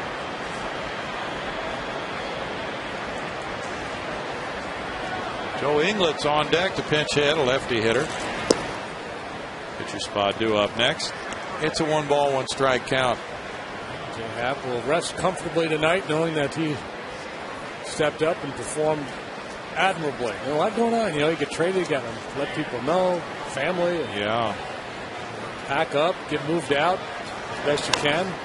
Make accommodations to get your things delivered. A lot of stuff going on. Good. He handled it exceptionally well. There's Inglett on deck. Oh, by the way, you're pitching. Go get him. Not against the team you were preparing for, the Nationals, but against the Milwaukee Brewers. In a ballpark in which you pitched once in your life. Lopez just missed. 2-2. Nope. Careful now.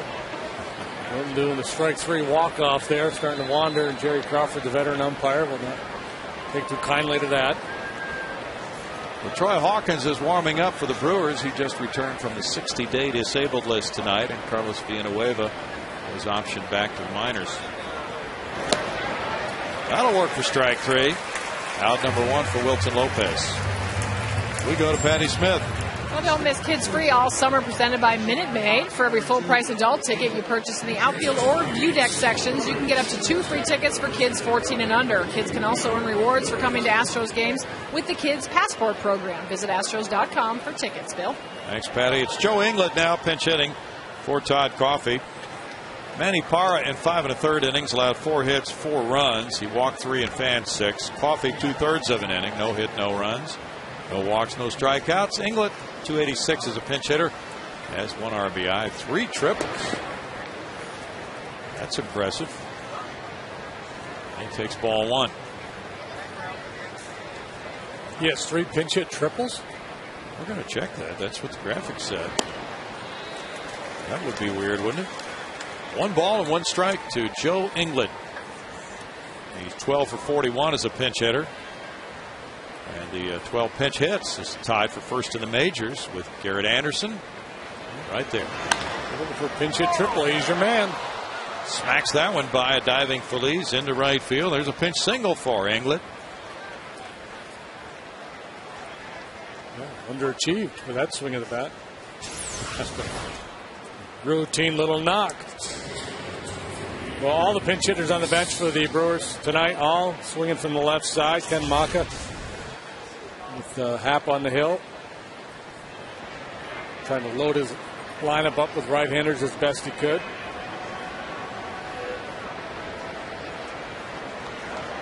Inglet has a total of 4 triples this year, so we'll have to assume that's right. Ricky Weeks, the batter.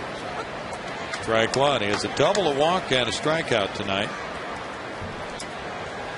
Miguel Batista of the Nationals has met Miss Iowa tonight. Comparing himself to Miss Iowa. He pitched for Steven Strasburg the other night. So it's like people coming to see Miss America and then getting Miss Iowa. Well, the Nationals decided to invite Miss Iowa to a game, and she threw out the first pitch. Assuming he caught it? Probably did. Jim Burdock warming up for Houston. Yes, he did.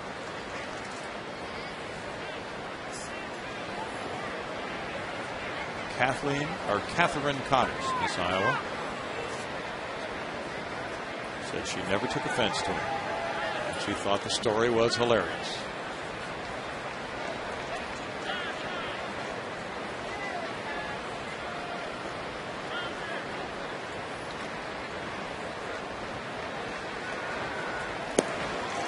Good life on that one for Lopez. And Weeks is blown away for a strikeout, the second of the inning for Lopez. Jay Happ was able to throw that fastball up in the zone by a number of these Brewer hitters, and Lopez, well, he doesn't do it quite often. He usually tries to keep that ball down. Feeling pretty chipper out there tonight. 94 miles an hour, about belt high.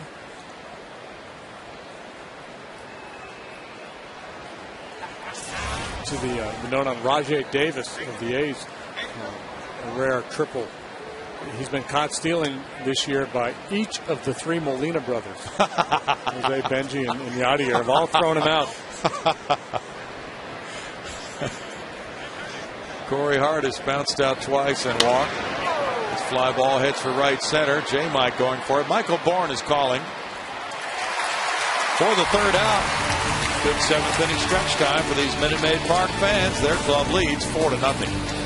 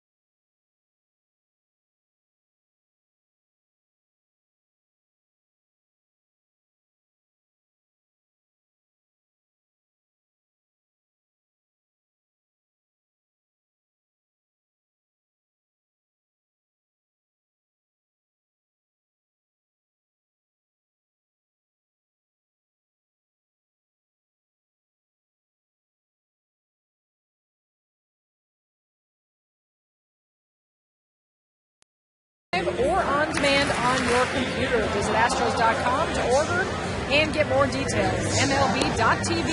Baseball everywhere. Thanks, Patty. Good time for these fans here on a Friday night with the seventh inning stretch, singing deep in the heart of Texas. And they're watching a former Astro, LaTroy Hawkins, come out to the mound for Milwaukee. Just off the 60-day disabled list. He'll be pitching in 3 tonight for the Brewers, who trail 4-0.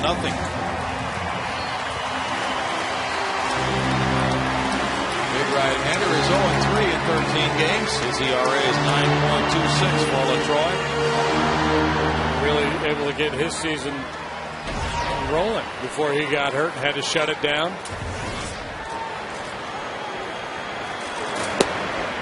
And he delivers strike one. Chris Johnson rammed a homer to right field, a 3-run shot in the 4th inning. He's 1 for 2. So I just pulled up this story on the New York Post.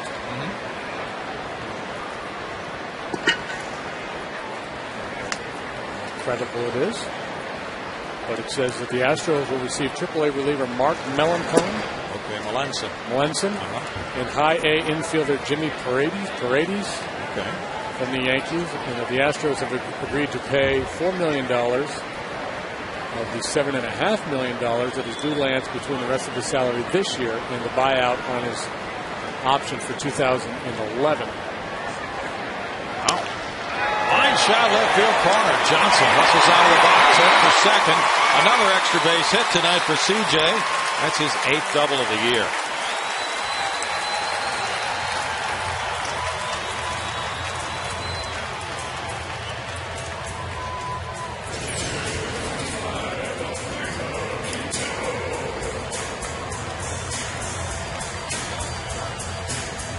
He goes on a hitting streak, and it's now 13 games. He doesn't just get one hit a game. He's hit over 400 during this hitting streak at 13. He's aboard for Quintero, who struck out and bounced out.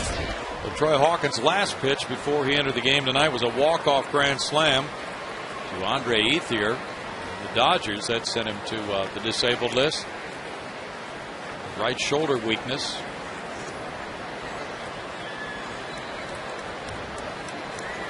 Anderson Hernandez on deck to pinch hit. Pitcher spot coming up next. Tim Burdack and LaTroy Hawkins have been warming up for Houston.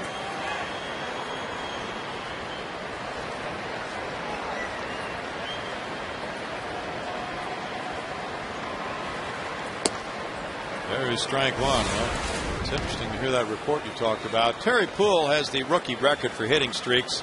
17 for the Astros back in '77. Sonny Jackson had 16. Lugo and Cedeno with 14. And Chris Johnson has joined Jeff Bagwell with a 13-game streak.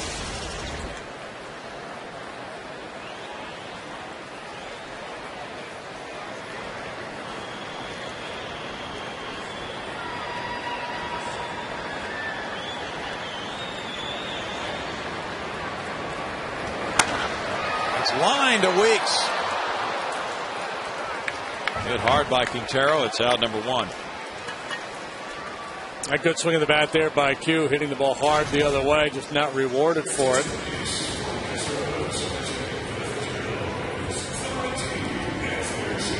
Anderson Hernandez is the pinch hitter for Wilton Lopez. Lopez in one inning allowed 1 hit, no runs. He had no walks and struck out 2. Hernandez is 0 for 5 as an Astro. 0 for 1 as a pinch hitter. He hit .246 in the American League before being claimed on waivers by the Astros.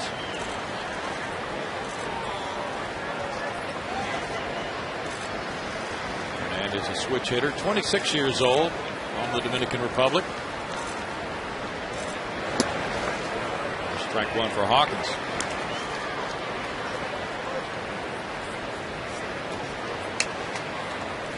Detroit leads at Boston 4-1. They've played 7.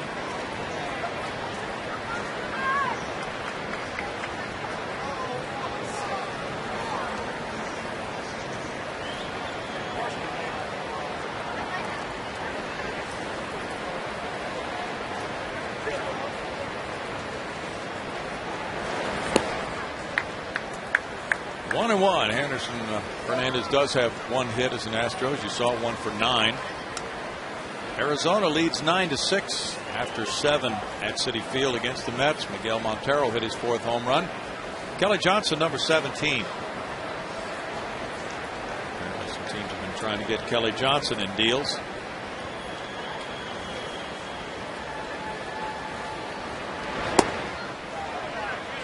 It's 2-1. It'll be interesting to see what Ned Colletti of the Dodgers comes up with. Dodgers are 3.5 games back in the wild card race right now. Yeah, apparently they have interest in Ted Lilly. The Cubs were in town. It seemed like a given that Lilly would be traded. Carlos Zambrano's been activated. They released Bobby Howry. It's not surprising after what we saw Wednesday here. 2 balls, 2 strikes.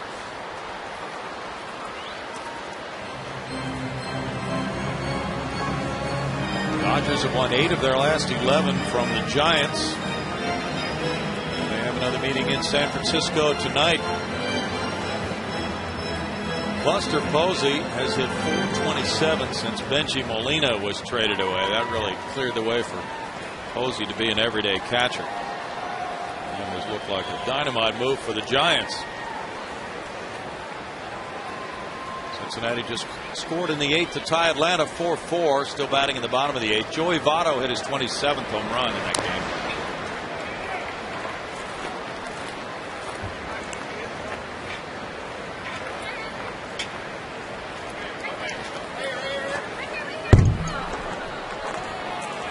Sean Markham and the Blue Jays knocked off Cleveland tonight in Toronto 8-1. Markham going to 10-4.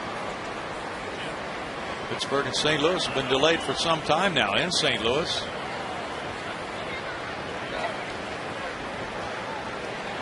Chris Carpenter 11-3 to take the hill whenever that game does start. Tampa Bay beat the Yankees tonight 3-2. Wade Davis beating Phil Hughes. 3 balls, 2 strikes. That's going to be an interesting race. American League East, and then in the American League wild card, Tampa Bay had a 5.5 game advantage over Boston before play tonight.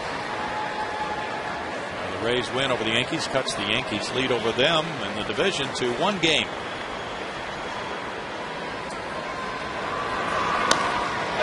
To right field, Corey Hart. 2 outs. That's 7 in a row for Tampa. It's going to be very difficult for Boston to run either one of those 2 clubs down. You know, it's one thing if you're 5 or 6 games behind a mediocre team. You feel like you have time to make up ground. But when you're 5 games, 5.5 games behind a team with a .625 winning percentage, that's a little bit tougher challenge. It is. Michael Bourne is 0 for 3 tonight.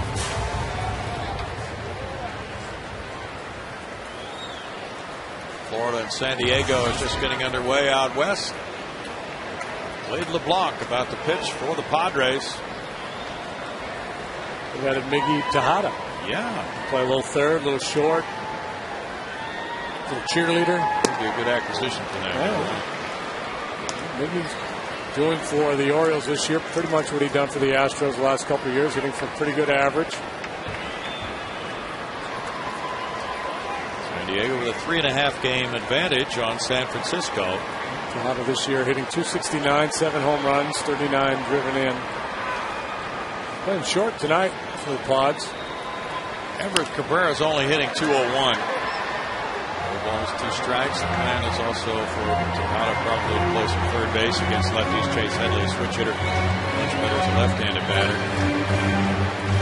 So for Bud Black and company, a chance to squeeze out a little more offense behind that vaunted pitching staff. That can really help them. Yeah. I guess the risk would be you don't want to put you don't want to limit your range at shortstop.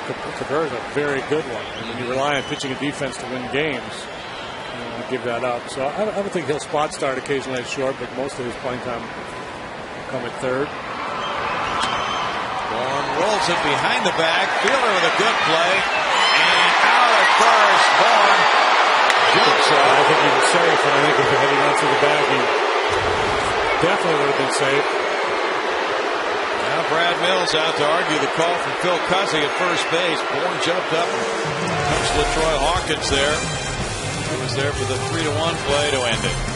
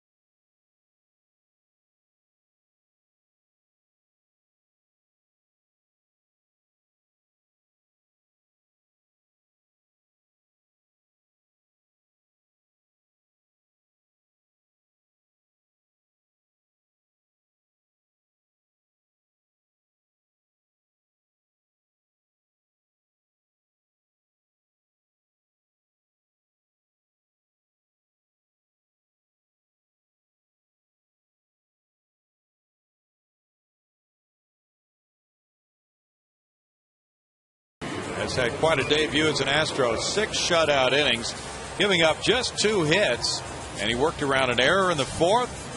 So he really pitched extremely well tonight against the Brewers, who are second in the league in runs scored and first in homers. Chris Johnson supporting the Astros with a 3-run homer and a double. Jason Michaels gave it a 1-0 lead with his 6th home run in the 2nd inning. Here's the play to end the last inning, and it appeared that Michael Bourne had beaten LaTroy Hawkins to first. Now we've taken a couple looks at it close, but it looked like the hand got in there before the foot. And I think Michael, at the end of the play, was pleading his case by saying he stepped on my hand. Phil Cuzzy called him out. In all likelihood, if he stays upright and runs through the bag, he's going to beat LaTroy. But, you know, sometimes you leave your feet. You're anticipating perhaps an errant throw and a possible tag play. Brandon Lyon takes over, and there's ball 1 to Ryan Braun, who's 0 for 3. Lyon 6-4 with 17 holds and a 3.63 ERA for 46 games, leading the club in appearances. The Braun Fielder tandem, nothing for 6 tonight so far with 3 punch-outs. I had a conversation about Braun earlier, how he has struggled against lefties this year and at home, and I looked at his numbers since he came into the league in 07, and he's never really struggled at home like he has this year. Sharply hit the short. Sanchez gets him.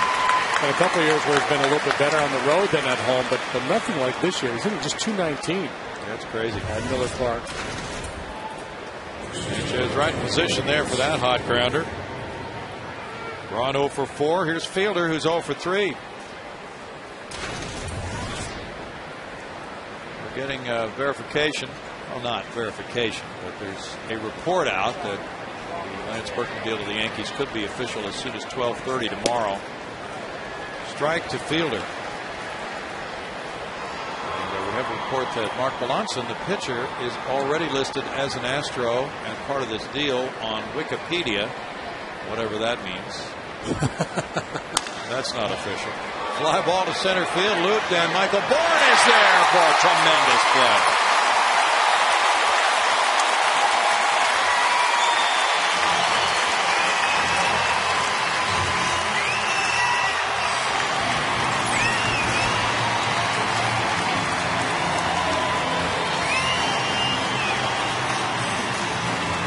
Yeah, we've seen him go right, left, back, forward. He makes plays in all directions.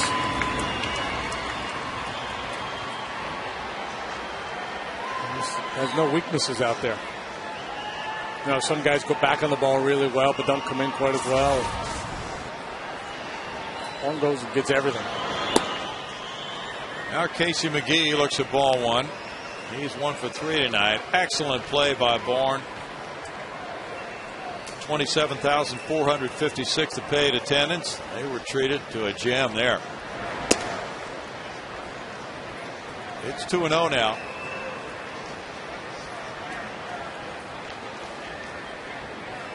Jay Happ threw 98 pitches, 54 of them strikes tonight.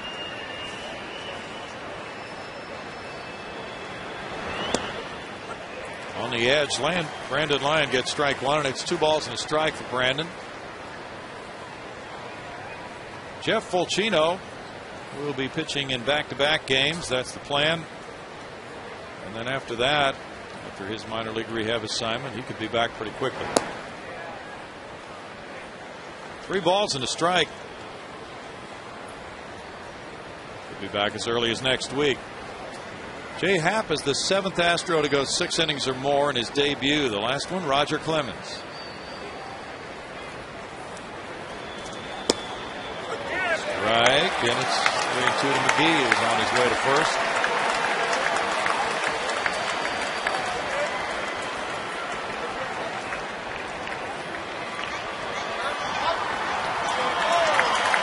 Baltimore and Kansas City are tied 3-3. Top of the 6th for the Buck Showalters.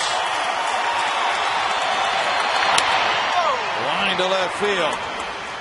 Carlos Lee over to get in front of it and get a throw on to second to hold McGee to a single. He's ripped the ball 3 times in a row now. And sometimes the hitters just cross you up. That was a great look. We showed the pitch tracker prior to that pitch, and everything had been away. So it made perfect sense that they were going to try to come in on him. And they did. You see that final one is number 6 over there. Inside fastball. You're supposed to be able to break the guy's bat with that pitch after all those offerings away. Yeah. McGee, he was wise to the plan, and he was awfully quick. That's only the 4th hit for the Brewers. Lucroy batting. Strike one. He's over 3.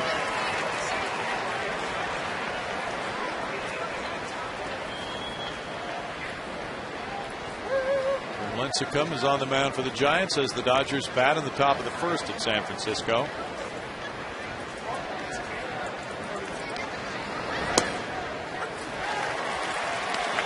No balls, 2 strikes. Texas got a run in the 1st at Anaheim against the Angels, against Irvin Santana. Rangers are pulling away in that race. They lead the Angels by 9 and the A's by 8.5.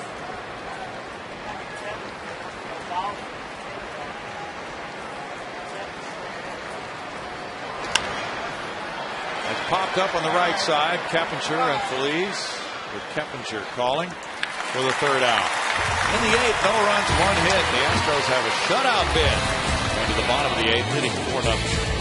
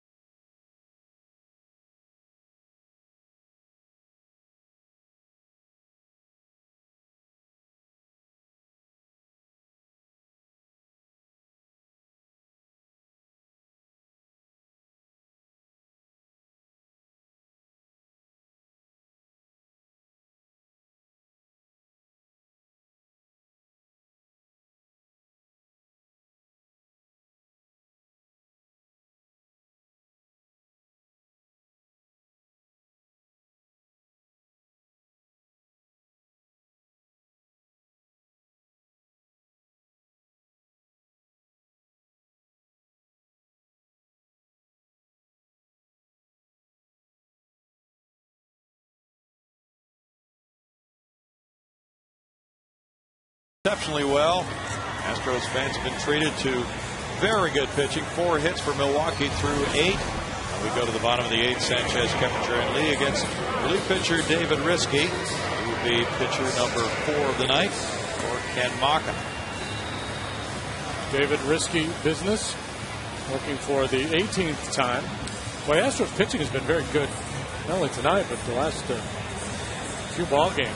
We held the Cubs to 1 in the final 2 games of that series. Wandy had that 7 innings of shutout work the other night. Risky, no wins, no losses, 3.71 ERA for 17 innings. Faces Angel Sanchez, who's 0 for 3. Red Myers, a complete game 4 hitter, beating the Cubs Tuesday night with 12 strikeouts. There's strike 1. Matt Lindstrom's warming up for the Astros, and Bud Norris gave up just 1 unearned run in 6 innings in the 8-1 win Wednesday. He looked very sharp, striking out 7. He gets spiked in that game. Stayed in. Lindstrom warms up with a count, 1 ball, 1 strike. Risky pitched in a game at Milwaukee against the Astros June 28th. Gave up a 2-run double to Carlos Lee. Keppinger's on deck. Risky brings it in for strike 2.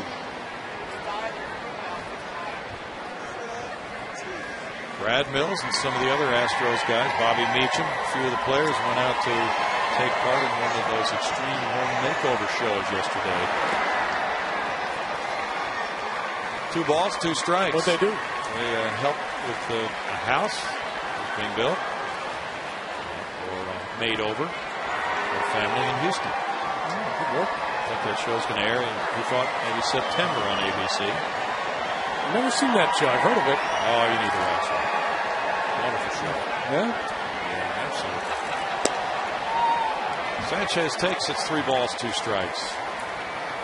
So a lot of people pitching together for somebody who was down on her luck, his luck. Needs some help with a home, and they fix it all up. Fly ball, left center field, hangs up. Gomez with a catch. 1 out. Pretty good. David Risky moves on to face Jeff Keppinger. He's walked twice and singled to left center field. Arizona leads 9-6 at Citi Field over the New York Mets. They go to the top of the 9th inning now. With Detroit leading at Boston 6-1. They're in the bottom of the 8th. Ball 1 to Keppinger with Lee on deck. Now, Buck Showalter's not in the dugout yet, correct? No, not till Tuesday night. What's the deal with that? He just needs a little time to... Couldn't tell you. Not too sure about maybe that. They return home. Maybe they're on the road, and that's when they come back home, perhaps? Could be.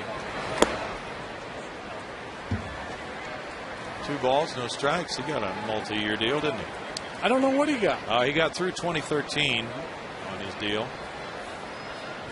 So he'll have time to rebuild that organization. And he's been good at that with the Yankees and D-backs. High fly ball, left field, near the line, maybe fair, maybe a homer for Keppinger off the foul pole.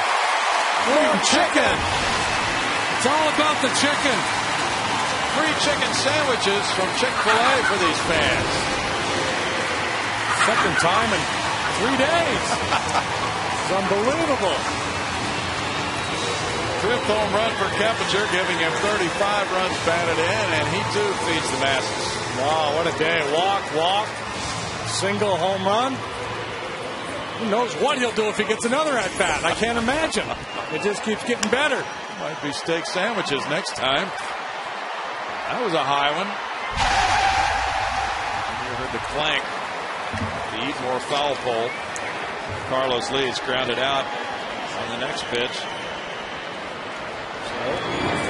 Fans in attendance tonight with a ticket. Now, if you're at home watching, obviously you don't have a ticket, but maybe these fans that are here, if they don't hear the message from Bob Ford in a little bit, they'll come home and you can ask it, hey, let me see your ticket. And you can get their ticket. And then you could go tomorrow to Chick-fil-A and get a sandwich. That's right. Jason Michaels has homered, walked, scored twice. This one goes to center, and Gomez back a few steps. 3 home runs tonight for the Astros, and they lead it 5-0 going to the 9th.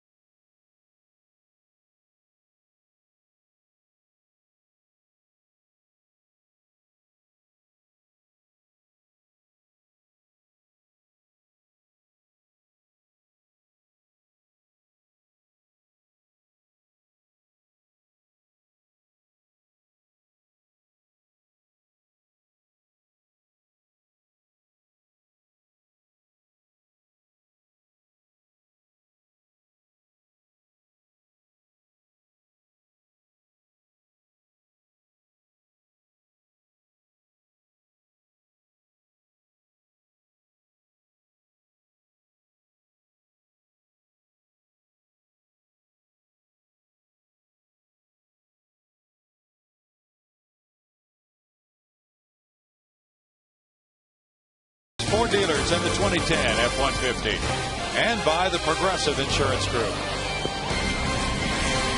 It's been a great night inside Minute Maid Park here for these fans watching the Astros score 5, hit 3 home runs, get very good pitching. The Brewers only 4 hits through the first 8. And now there are a couple of changes as we get ready for the 9th inning. Matt Lindstrom is one of those changes. He's pitcher number 4 for the Astros, and Jason Bourgeois is another one. He's in left field. Lindstrom is 2-1. He has 22 saves. Not a save situation here with a 5-run lead. 1 inning to go. You know what I would do? What's that? I would bring Lance Berkman in to play first base with 2 outs in the top of the 9th. Oh, wouldn't that be something? Bourgeois in left for Carlos Lee. Tim Burdack warming up. If he's here in the, he might not even be in the ballpark. Might not be here. He might have gone home. It's 1-1. Brewers lose this game, they'll have the same record home and road for the season, 24 and 28. That kind of consistency is not what Ken Maka is looking for. 1-2. The Astros trying to go to 4-3 on this homestand. They are 50 and 28 in this ballpark against the Brewers.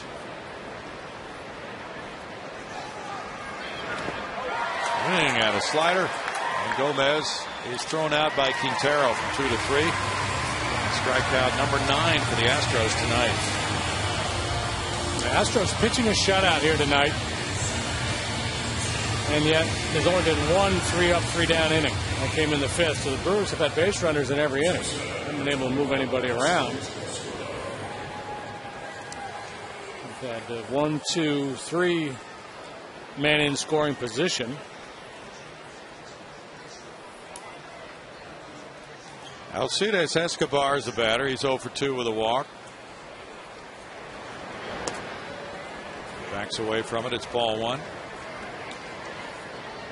Jim Edmonds is on deck. The Astros have pitched 4 shutouts this season. The most recent one 5 days ago against the Reds.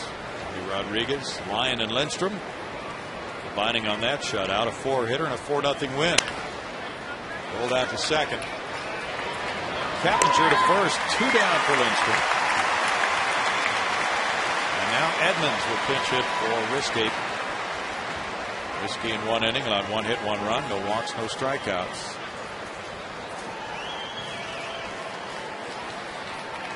Edmonds has really been helpful to the Brewers this season. He's started probably more than most people would have thought looking at their club in spring training. 289, 8 homers, 20 runs batted in for the longtime St. Louis Cardinal, former Angel as well.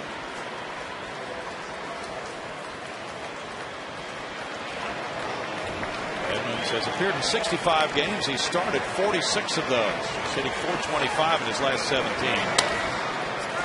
And that's a fair ball. Feliz with a good play. Tossing to Lindstrom for the final out. On a 4-hit shutout, giving Jay Happ a win in his Astros debut. Lopez, Lyon, Lindstrom, each working an inning.